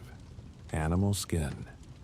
Prepared through labor-intensive processes, soaking in lime to loosen the hair, scraping both sides to remove hair and flesh, stretching on a frame to dry under tension, more scraping to achieve smoothness, rubbing with pumice to create a surface that accepts ink. A single gospel book requires a flock's worth of sheep or goats. Larger manuscripts require even more. A complete Bible might require 200 skins or more. Parchment is currency. You don't waste it. So, when you need new parchment and can't afford it, and most monasteries can't afford continuous supplies of fresh parchment, you reuse what you have. You take an older manuscript, one that's damaged, its pages torn or stained beyond useful readability, or one that's outdated, an older translation of Scripture, perhaps, now superseded by a better text, or simply one that's less important than the text you need to copy now. You scrape it. Carefully. The monastery has specialists who know how to do this. You wet the parchment slightly to soften the ink. Then you use a curved knife, a lunellum, to scrape away the text. Just enough to remove the ink without destroying the parchment underneath. It's delicate work. Too much pressure and you tear the parchment. Too little and the ink remains visible. Then you write over it. The result is a palimpsest, from the Greek palimpsestos, scraped again. The older text doesn't disappear completely. It lingers. Faint traces remain in the fibers. Iron gall ink, the standard medieval ink, etches itself into parchment. Even when scraped, chemical traces remain. Under certain light, with certain techniques, the ghostwriting shows through, barely visible. But there. This is practical reuse. Nothing sinister, just economics. Parchment is too valuable to waste. The monastery needs a new lectionary for the liturgy. It has an old copy of a classical text, Cicero's Republic maybe, or a play by Plautus. Latin is Latin. Parchment is parchment. The lectionary is necessary for worship, required for daily office. The classical text is nice to have, optional, expendable. So the Cicero is scraped. The lectionary is written over it. The classical text becomes substrate, foundation, ghost. No one thinks they're committing cultural vandalism. They're managing resources. They're prioritizing liturgical needs over secular literature. They're doing what any sensible administrator would do, using available materials to meet pressing needs. But the cumulative effect over centuries is loss, enormous loss. How many classical texts survived only in monastic libraries? How many of those libraries reused their parchment when they needed space, when the manuscript was damaged, when priorities shifted, when economic pressures made fresh parchment unaffordable? We don't know. We can't know. The evidence was scraped away. What we do know comes from recovery projects. Modern technology, ultraviolet light, multispectral imaging, digital enhancement, can sometimes reveal the undertext. The ghost becomes readable again. The Sinai Palimpsests project, for example, has recovered thousands of pages of scraped texts from St. Catherine's Monastery in Egypt. Some are early biblical manuscripts in rare translations: Syriac, Christian Palestinian Aramaic, Caucasian Albanian, languages whose biblical texts are otherwise almost entirely lost. Some are lost works of theology, history, hagiography. They were written, used, valued, and then deemed less important than whatever was written over them. The recovery is painstaking. The undertext is faint, fragmentary, damaged by the very process of reuse.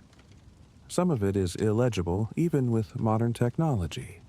the scraping was too thorough, or the overtext too dark, or the parchment too degraded. But enough survives to show what was there, what was lost, what someone decided didn't matter enough to keep. And here's the uncomfortable question. Was it always accident? Mostly, yes. Palimpsests are economic necessity, not ideological censorship. Parchment was genuinely expensive. Reuse was genuinely necessary. The monastery needed liturgical books to function. It couldn't wait for fresh parchment that might never arrive. But mostly isn't always. Some texts were inconvenient, theologically problematic, politically sensitive. A manuscript containing heterodox opinions, early theological writings that later fell out of favor. A chronicle that criticized the monastery's founder or questioned its land claims. A text that contradicted the current abbot's interpretation of the rule. A commentary by an author who was later condemned. If you need parchment and you have an inconvenient text, the decision is easy, practical, and ideologically satisfying. You're not censoring, you're just reallocating resources. The inconvenient text serves a higher purpose. Literally, it becomes the foundation for something more important. The evidence for intentional erasure is thin. Palimpsests don't come with explanations. They don't announce their motives. What we have is the physical object. Parchment with 2 layers of text, the older one sacrificed for the newer. But the pattern is suggestive. Certain kinds of texts appear as undertexts more often than others. Classical literature, pagan authors whose works were intellectually valuable but spiritually questionable. Early translations of scripture that later became non-standard as Jerome's Vulgate became dominant. Commentaries by authors who fell out of favor. Origen, for instance, whose works were condemned in the 6th century. Historical chronicles from periods the monastery preferred to forget. Not proof of conspiracy, but not random chance either. And here's the mechanism that matters. Even accidental erasure shapes culture. Because the texts that survive shape what later generations know, believe, value. If every monastery makes independent decisions about what's worth preserving versus what's expendable, and those decisions cluster around similar priorities, liturgical over secular, orthodox over questionable, recent over ancient, Jerome over earlier translations, the aggregate effect is systematic, not coordinated, not planned, but systematic. The ideology is embedded in the economics. The values are encoded in the choices. The censorship happens without anyone intending censorship. It's just resource management, priorities, needs. You're just making room for a new liturgical calendar. The fact that you're erasing a historical chronicle in the process is incidental. Unfortunate, perhaps, but necessary. And once the new text is written, the old text is gone. Practically gone. Functionally gone. Gone enough that most people forget it existed. Until modern scholars discover the ghost. Shine ultraviolet light through the parchment. Use digital cameras to capture multiple wavelengths. Process the images to reveal the faint traces of iron gall ink etched into the fibers. Reconstruct what was scraped away. And they find that what was lost wasn't worthless. It was just inconvenient, or expensive, or lower priority. And lower priority over centuries becomes extinct. Parchment is expensive. Choices are made. Texts become ghosts. What survives isn't just what was written. It's what was allowed to remain. The names are read aloud. Every day. During chapter, or during one of the liturgical offices, the necrology is consulted. A book listing the dead. Monks of the house benefactors, affiliated nobles, important clergy. Each entry includes a date of death calculated by the church calendar. On the anniversary, the name is read. Prayers are offered. The dead are remembered. This is beautiful. Communal memory, corporate intercession, the living praying for the dead, maintaining connection across the boundary of mortality. The communion of saints made practical, daily routine. Also, selective memory, curated commemoration, institutional control over who matters enough to remember, because not everyone gets into the necrology. Monks who die in good standing are recorded, their names, dates of death, sometimes brief notes about their virtues or accomplishments. Brother Simon, our faithful cook for 30 years. Brother Thomas, who served as prior for 20 years and died peacefully in his cell. The entries are short but permanent. Benefactors get entries too, often longer, much longer, because benefactors provided the land, the funding, the political protection that keeps the monastery functioning. Their generosity is remembered in detail, which encourages more generosity from the living. If you donate enough, your name will be read aloud in perpetuity. Your soul will benefit from monastic prayers forever. That's not metaphorical. That's the actual transaction. Money and land now, in exchange for prayers after death. Prayers that ease your time in purgatory, that speed your way to heaven. That's the pitch. And it works. Wealthy families compete to be remembered.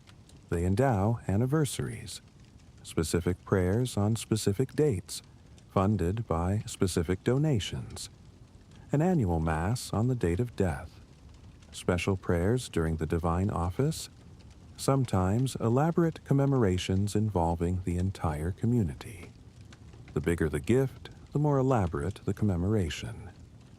Some benefactors endowed perpetual chantries, a priest saying Mass for their soul daily, forever. That required significant funding, but if you could afford it, you got permanent, daily remembrance. But who doesn't get recorded? Monks who die in disgrace, who flee the monastery and are never recovered, dying somewhere unknown, unreconciled, who are formally expelled from the community before death, who commit serious offenses, sexual sin, violence, theft, heresy, and die unreconciled to the community. Their names are omitted, or, if they were previously recorded, entered when they first professed vows perhaps, they are sometimes erased, literally scraped out of the book. Because the necrology isn't just a list, it's a theological statement. These are the people worth praying for. These are the people whose memory serves the community. These are the people whose lives reflect well on the institution. If your life reflects poorly, if you were the monk who stole from the treasury, who broke his vows violently, who caused scandal that damaged the monastery's reputation, your name becomes problematic. Does the community want to commemorate you annually? Does the abbot want your name spoken aloud during prayer? Probably not. So you're forgotten. Officially. Your death might be recorded in administrative documents. Someone has to note that your cell is vacant, your position needs filling, your burial was performed. Even apostates get buried, though perhaps not in the cemetery proper. But you don't get the necrology. You don't get the anniversary prayers. You don't get memory. The mechanism is simple. Authority controls the book. The abbot or his designated administrator decides what gets written, what gets omitted, what gets erased. Those decisions shape collective memory, and collective memory shapes identity. The community remembers its virtuous dead. It forgets its shameful ones. Over decades, the shameful ones cease to exist in communal consciousness. New monks arrive.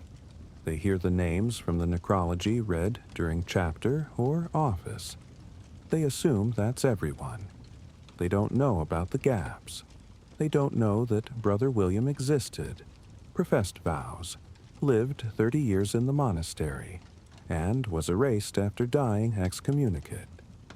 Necrologies also reveal priorities through inclusion patterns. Which benefactors are remembered? Which kinds of donations merited perpetual commemoration?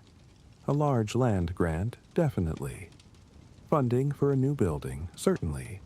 Regular annual donations, probably. Smaller donations, maybe, or maybe not. And what about women?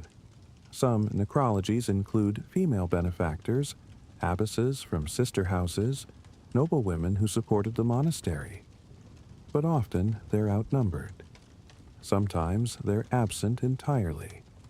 Not because women never donated or never mattered, but because the monks recording the necrology focused on male patrons, male authority figures, male priorities.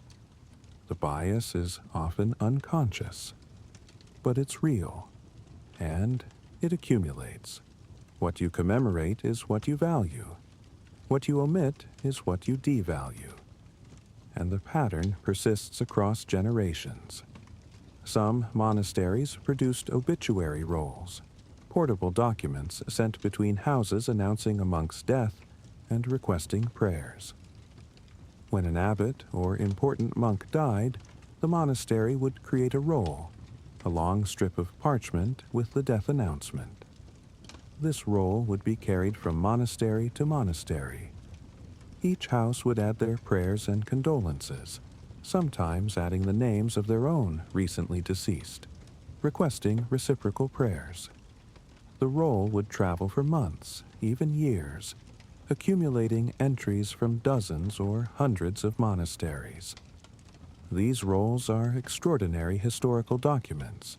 They show networks, relationships, the spread of information in a preprint world. They reveal which monasteries were in communication, which considered themselves part of the same reform movement or spiritual family. But they also show selection. Not every death generated an obituary roll. Abbots did. Important monks did. Priors, famous preachers, renowned scholars. Ordinary brothers almost never did. Fame mattered. Status mattered. Even in death, hierarchy persisted. And here's the final function. The necrology trains the living. The monk hears the names read day after day, year after year. He sees whose names are read. He sees who gets remembered. He learns what kind of life leads to permanent commemoration. Obedient monks. Loyal monks. Monks who die in their cells after decades of service. Monks who never questioned, never fled, never caused scandal. Those are the names that persist. The names that vanish are the warnings, the cautionary tales. The monks who deviated, who fled, who failed. Their absence speaks louder than presence. The silence where a name should be is its own message. You want to be remembered? Be obedient. Serve faithfully. Die in good standing. Then maybe, your name will be read aloud centuries after your death. Maybe future generations of monks will pray for your soul. Maybe you'll achieve a kind of immortality. Or you'll be forgotten, erased, as if you never existed. As if your decades of labor, your struggles, your suffering, your very life never happened. Memory isn't neutral. It's edited, controlled, weaponized. And the monastery rehearses this logic with the dead. The Psalms are always the same. Psalm 114, when Israel went out of Egypt. Psalm 115, I believed, therefore I spoke. Psalm 116, I love the Lord. The office of the dead follows a fixed pattern. Specific psalms, specific readings, specific prayers. You could recite it in your sleep, and sometimes you do. Because the office of the dead isn't occasional, it's routine. When a monk dies, the community prays the full office of the dead, multiple times, during the vigil before burial, at the funeral, on anniversaries, and that's just for individual deaths. But the office of the dead is also liturgical, part of the regular cycle. Some monasteries pray it weekly, some daily. It's woven into the temporal rhythm alongside the Psalter, the scripture readings, the seasonal variations. You're praying for the dead constantly, not specific dead, just the dead. Generally, perpetually. The official theology, intercession. The living pray for the souls of the departed, especially those in purgatory. Prayer hastens their purification, shortens their suffering. Every recitation is an act of mercy toward souls you'll never meet. The reality, repetition as identity formation. Because when you pray for the dead daily, death becomes domesticated. It's not a crisis. It's not a trauma. It's infrastructure, routine, expected. The office of the dead is preparation, not for their death, but for yours. You're rehearsing your own funeral, learning the words that will be said over you, absorbing the theology that will frame your dying. By the time you actually die, you've participated in the ritual hundreds of times, maybe thousands. You know what happens. You know what to expect. And that knowledge shapes how you approach your own mortality. Medieval monastic culture is saturated with death, not morbidly, practically. Death is the inevitable conclusion to life, and the monk's job is to prepare for it. The office of the dead is part of that preparation. Constant, repetitive, normalizing. And here's the mechanism. Repetition creates emotional distance. When you pray for the dead every day, individual deaths lose some of their sting. Yes, Brother Martin died last week. Sad. But you've been praying for the dead all along. His death is absorbed into the larger pattern. The grief is real, but managed, ritualized. The community continues. The office continues. Death doesn't disrupt the timetable. It's accommodated within it. This serves a function: stability. A monastery can't afford to collapse emotionally every time a member dies. In a community where people live together for decades, deaths are frequent. Old age, illness, accidents. If every death caused prolonged communal disruption, the system would break. So death is ritualized, made predictable, folded into the liturgical machinery. The office of the dead provides the script. You don't have to improvise grief. You don't have to find new words. You pray the Psalms. You read the appointed lessons. You perform the ritual that has been performed for centuries. It's comforting. It's alienating. It's both. Because while the ritual contains grief, it also shapes it. You're taught how to mourn, what to feel, what to say. Deviation from the script is possible, but difficult. The ritual is larger than you, older than you. It precedes your grief and will continue after your grief fades. Your emotions are absorbed into the machine. And there's another function: community identity. The dead are not separate from the living. They're part of the same body. The office of the dead maintains that connection. It says, we remember, we pray, we continue your work. The dead remain present, their names in the necrology, their prayers offered in the office, their bodies in the cemetery or crypts beneath the church. They're still members, just non-operational members. This creates continuity. The monastery isn't just the current generation of monks. It's everyone who ever took vows there. Living and dead, they form a single community across time. That's powerful. It means you're never just yourself. You're part of something larger, older, permanent. Your individual life matters less than the collective survival. And if individual life matters less, individual resistance matters less too, because you'll die. The office will be prayed. Your name will be added to the necrology, assuming you die in good standing. The system will continue. Your compliance or resistance is temporary. The institution is eternal.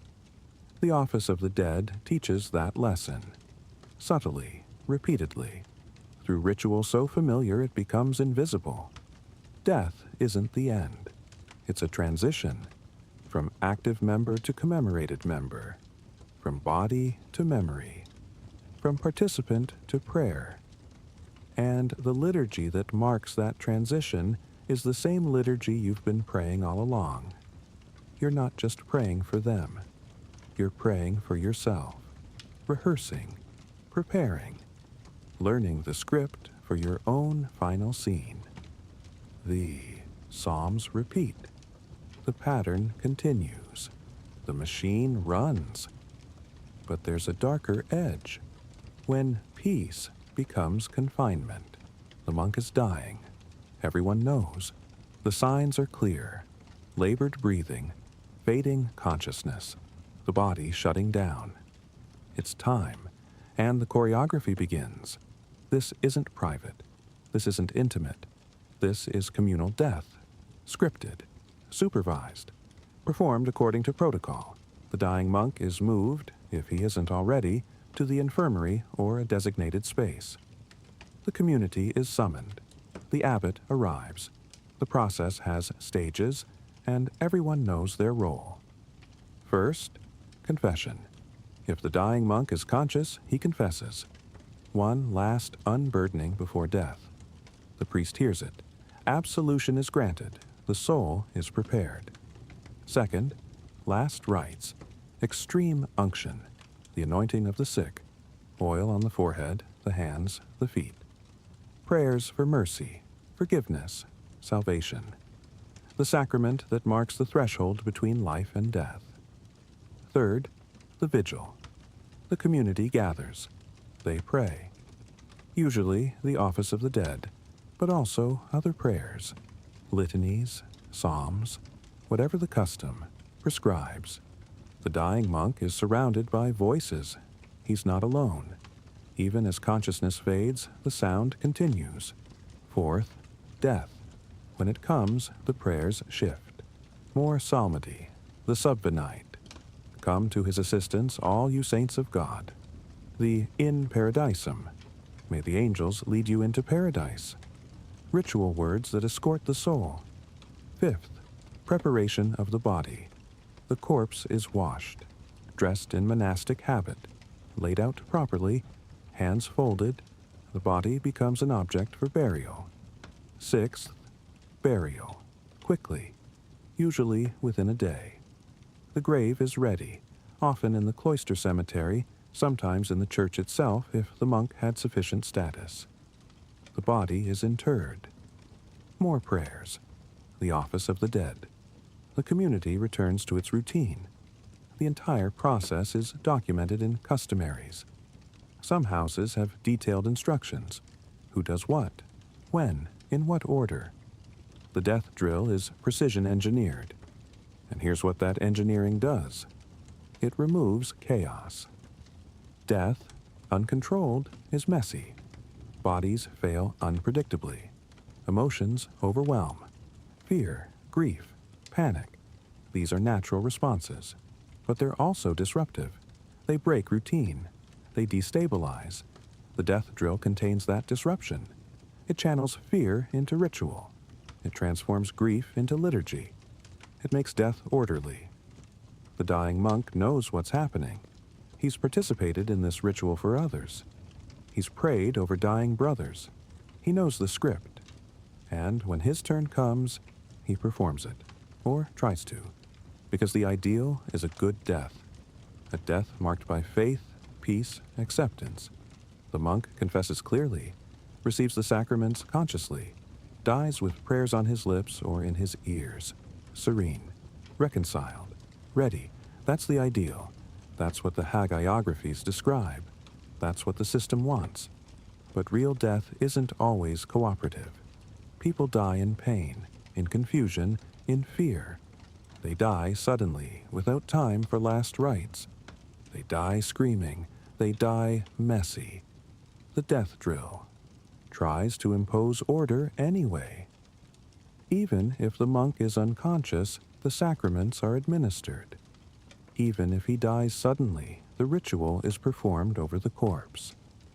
The system insists on procedure regardless of circumstances, because the ritual isn't just for the dying, it's for the living, it's for the community watching. It teaches them what to expect, how to die correctly, what correctly even means. The good death is obedient death, death that follows the script, death that happens in the right place at the right time with the right prayers, death that confirms the system's values rather than challenging them. And if you die badly, if you die in apostasy or in sin, or simply messily without the proper preparation, that's a warning, a cautionary tale. The community remembers. They tell the story. Remember Brother William. Died without confession. Terrible. The bad death becomes moral instruction. The death drill also serves a legal administrative function. The monk's death must be recorded. His position must be filled. His cell must be reassigned. His belongings, minimal as they are, must be redistributed. The customary prescribes this too. Nothing is left to chance. Nothing is left to grief. Even mourning has a timeline. You bury the brother. You pray the office. You commemorate the anniversary. Then you move on. The machine doesn't stop. It absorbs death and continues. And here's the final mechanism. The death drill is also a power demonstration. The abbot presides. He determines whether last rites are granted or withheld. He decides where the monk is buried. He controls the narrative that emerges afterward. If the monk died obediently, the abbot memorializes that. If the monk died in disgrace, the abbot manages that too. The death becomes what authority says it was. You don't control your life. You don't control your death either. The ritual controls it. The community controls it. Authority controls it. You're performed. You're processed. You're buried. And the psalms continue. The same psalms. Over the next dying monk, and the next, and the next. Rehearsed, repeated, perfected. Because if a monastery can choreograph death, it can choreograph anything. The door closes. It doesn't open again, not metaphorically, literally. There's a monk behind it, a monk who's been sentenced to vade in pace. Go in peace. The monastic euphemism for life imprisonment. He's walled into a cell, sometimes a modified existing cell, sometimes a purpose-built enclosure, stone walls, a small opening for food and waste, maybe a narrow window for light and air. Maybe not. He'll die there. Everyone knows it. That's the sentence. This is the monastery's ultimate punishment. Not excommunication, that at least theoretically ends. Not flogging, that's temporary pain. This is permanent removal, institutional burial of the living. The practice is documented. Not common, but real. Visitation records mention it. Reform statutes try to regulate it. Monastic chronicles occasionally note it in passing. The evidence is thin, because the practice is extreme and embarrassing, but consistent enough to confirm it happened. Who receives this sentence? Monks guilty of serious, persistent offenses, sexual misconduct, violence, heresy, theft on a large scale, apostasy followed by recapture and continued defiance, crimes that can't be tolerated but also can't be handled by simply expelling the monk, because expulsion creates problems. The apostate monk roams free. He might spread scandal. He might criticize the monastery publicly. He might commit further offenses and still be identified as a monk, damaging the institution's reputation. Better to contain him, permanently. The theology is torture-adjacent, but technically defensible. The monk vowed stability. He can't leave, so if he's dangerous, he must be isolated. The cell becomes both punishment and fulfillment of his vow. He stays, forever. And the name, Vade in Pace, is darkly ironic. It's a blessing. Go in peace. As if the monk is being sent on pilgrimage, as if there's dignity in the sentence. There isn't. The cell is small. Accounts vary, but they cluster around similar dimensions. Just large enough to lie down, stand up, move a little. Not large enough to pace. Not large enough to escape the awareness of the walls. Food comes through an opening. Daily, minimal. Enough to sustain life, not enough to comfort. Bread, water, maybe vegetables. The diet reinforces the punishment. Waste exits through another opening, or the same one. Hygiene is grim. Light depends on whether there's a window. If there is, it's small, high up, too narrow to escape through, just enough to tell day from night. Sound penetrates. The monk can hear the offices, the bells, the community going about its business. He's isolated from them, but aware of them. Constant reminder of what he's lost. Duration. Life. There's no release mechanism, no parole, no reduction for good behavior. You're walled in, and you stay walled in until you die. How long does that take? Depends. Young monk in good health? Years. Maybe decades. Older monk?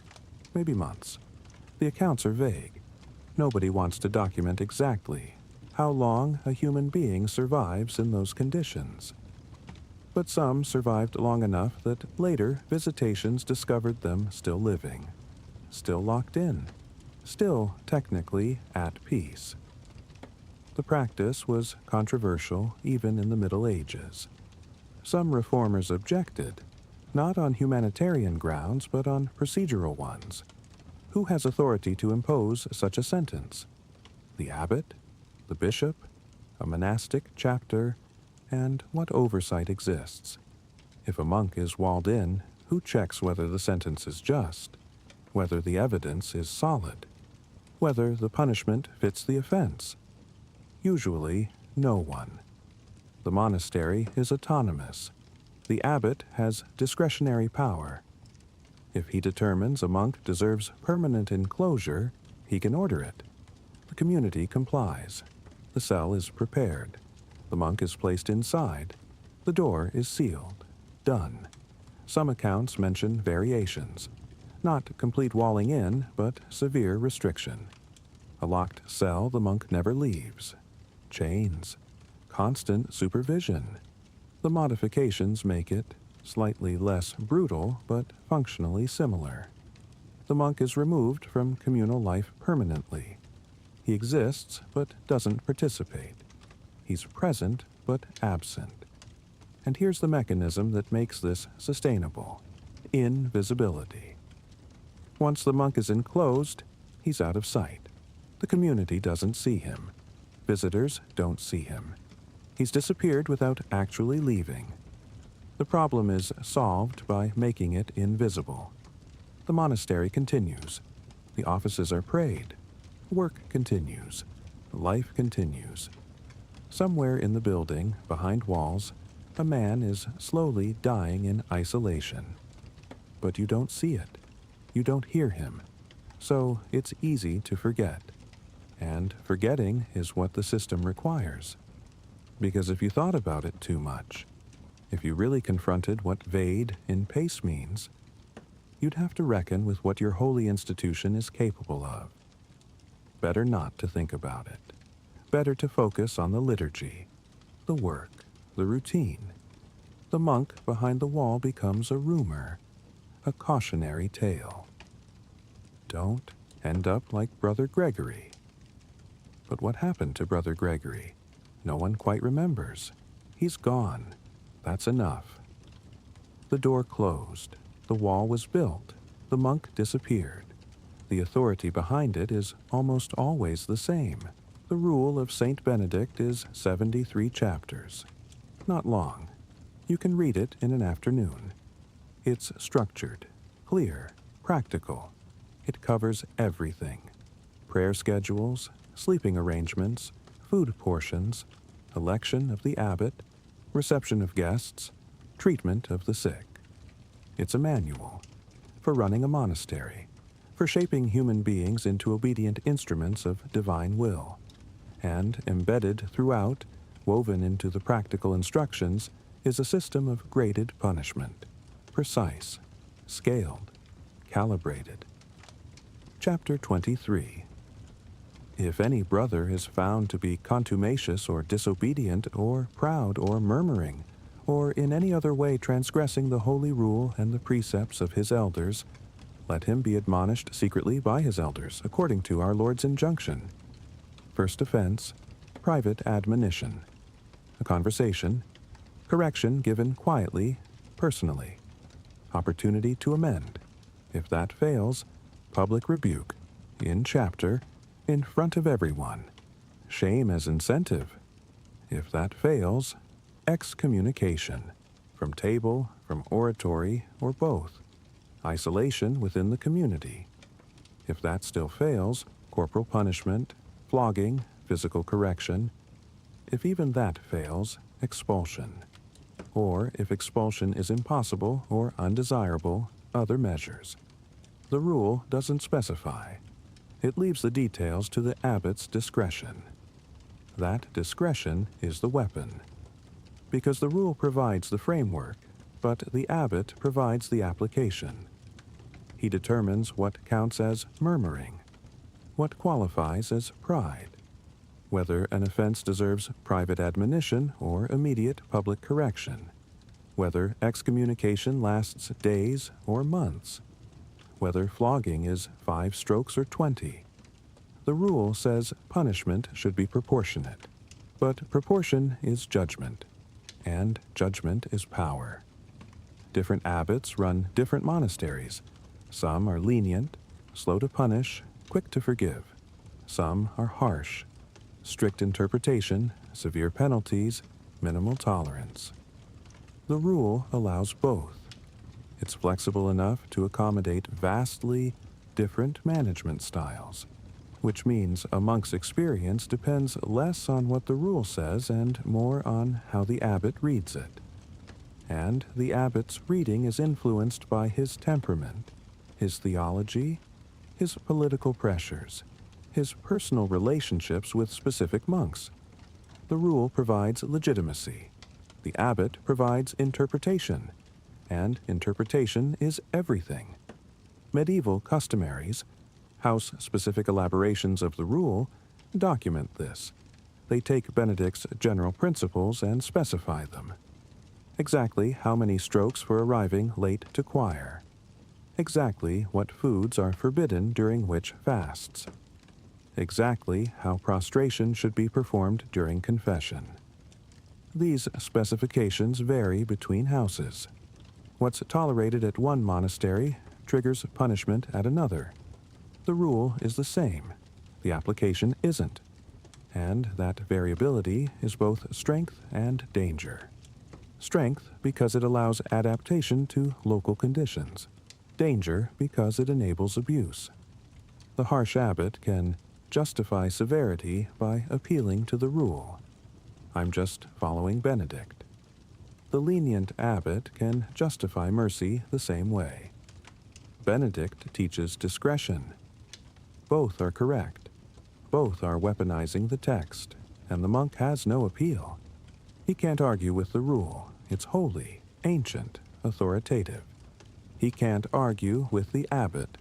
The rule itself says the abbot stands in Christ's place. His decisions are binding.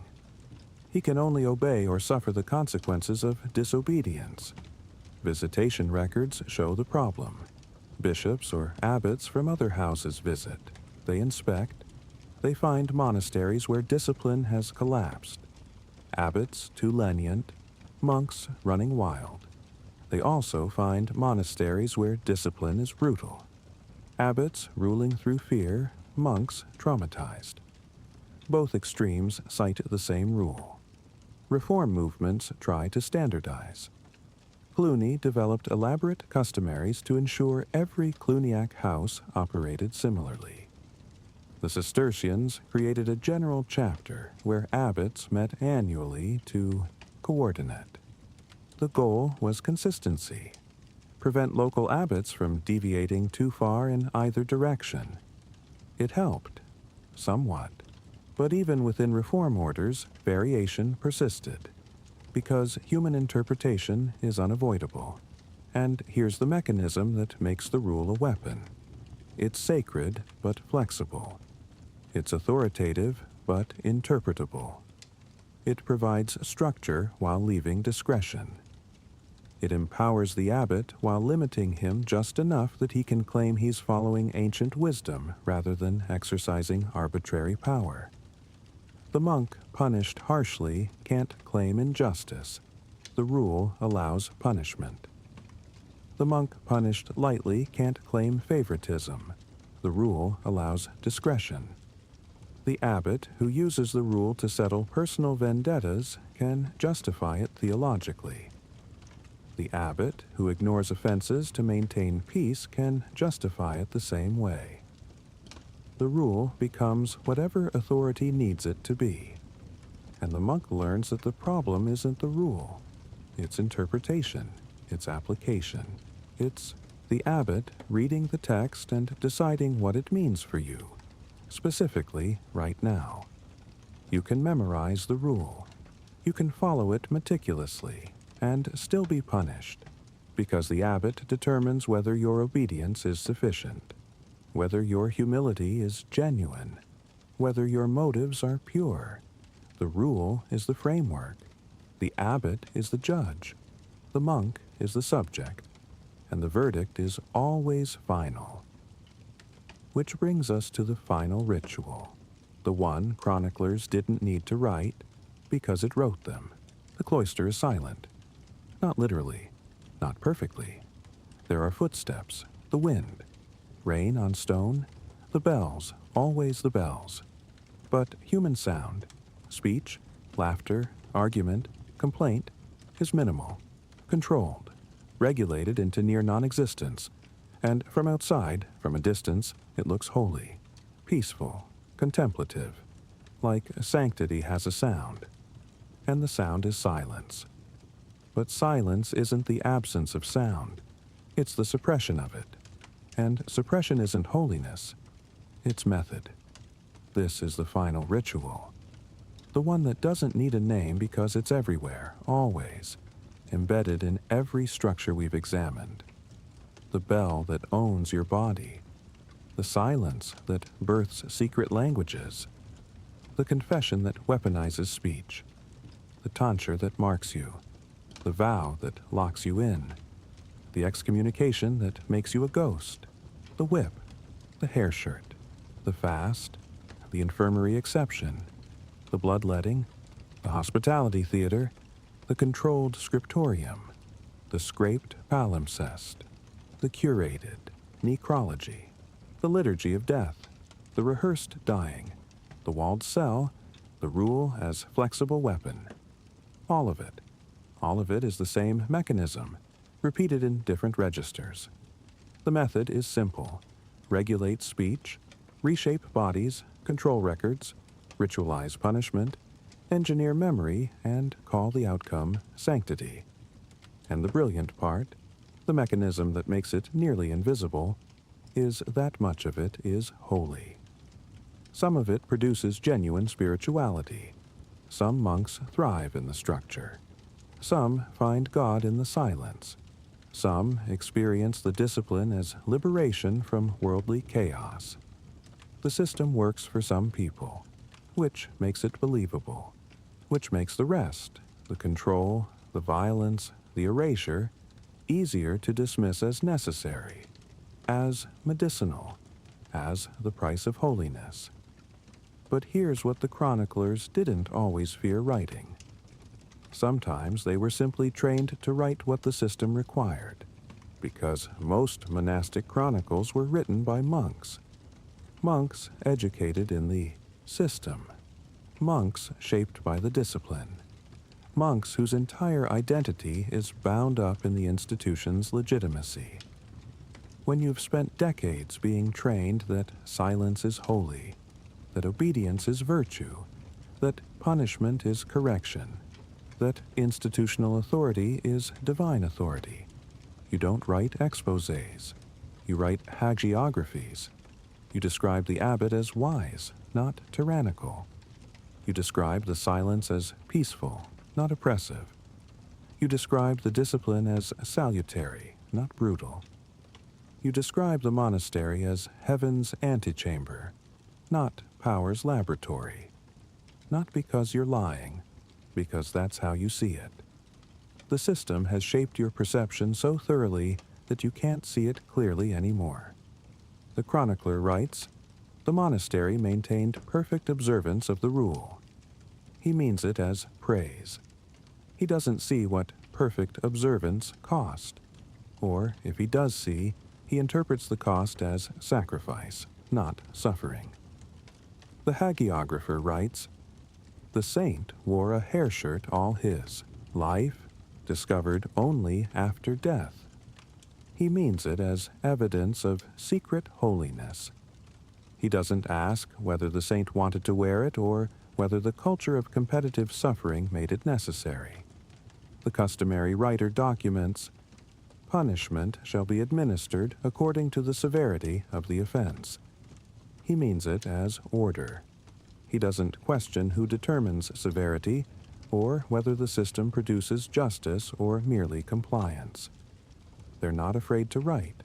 They're incapable of writing anything else, because the monastery controls not just bodies and behaviors, but narrative. What gets written down, how it gets framed, what language is available for description. And the language available is the language of sanctity, holiness, divine order, spiritual warfare, monastic perfection. The language of trauma isn't available. The language of institutional violence isn't available. The language of psychological manipulation isn't available. Not because it's forbidden, but because it hasn't been invented yet. Or, rather, it exists in different contexts but not applied to monasteries. You can describe a tyrant king as cruel. You can describe a brutal battlefield as horrific. But the monastery, that's a holy space. The vocabulary shifts. The interpretive framework shifts. What would be cruelty elsewhere becomes discipline here. What would be imprisonment elsewhere becomes stability here. The chronicler isn't lying.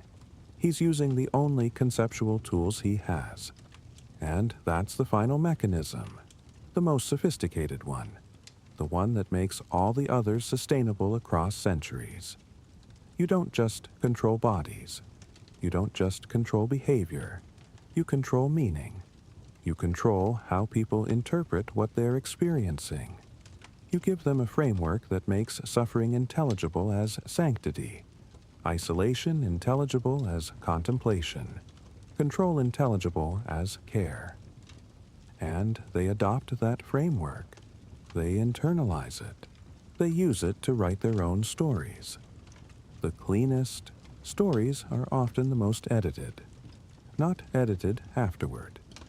Edited at the source. Edited in the mind of the person experiencing them. Edited by the system that taught them what words mean, what experiences signify, what reality is. The monastery isn't silent because monks don't want to speak. It's silent because speech has been so thoroughly managed that silence feels like choice. The chronicle isn't sanitized because the chronicler is hiding truth. It's sanitized because the chronicler has been trained to see holiness where others might see harm. The ritual isn't secret because it's forbidden. It's secret because it's normalized, because it's so embedded in daily life that no one thinks to describe it as unusual. The monastery produces silence, sanctifies it, then benefits when that silence is mistaken for peace. And the record reflects what the system needs the record to reflect, not through conspiracy, through conditioning. The cleanest stories are the most edited, because the editing happened before anyone wrote a word. This is the pattern. Discipline disguised as devotion, control disguised as care, censorship disguised as order. And monasteries did produce learning. They preserved texts that would otherwise have vanished. They provided refuge to people fleeing violence, poverty, persecution. They created spaces where literacy flourished, where music evolved, where intellectual life continued when cities burned. That's also true. Both things are true. Power structures produce good and harm simultaneously. They're not simple. They're not pure evil or pure good. They're complex human institutions that reflect human capacity for both creation and cruelty. But power always leaves fingerprints. In the bells that fracture sleep, in the silence that isn't chosen, in the confessions that aren't voluntary, in the marks that brand you, in the vows that trap you, in the isolation that breaks you, in the pain that corrects you, in the discomfort that never ends, in the hunger that governs you, in the exceptions that prove the rules, in the blood that's scheduled, in the feet washing that performs holiness, in the texts that are copied or scraped, in the names that are remembered or forgotten, in the deaths that are choreographed, in the cells that lock from outside, in the rule that bends to authority, in the silence that's called sanctity.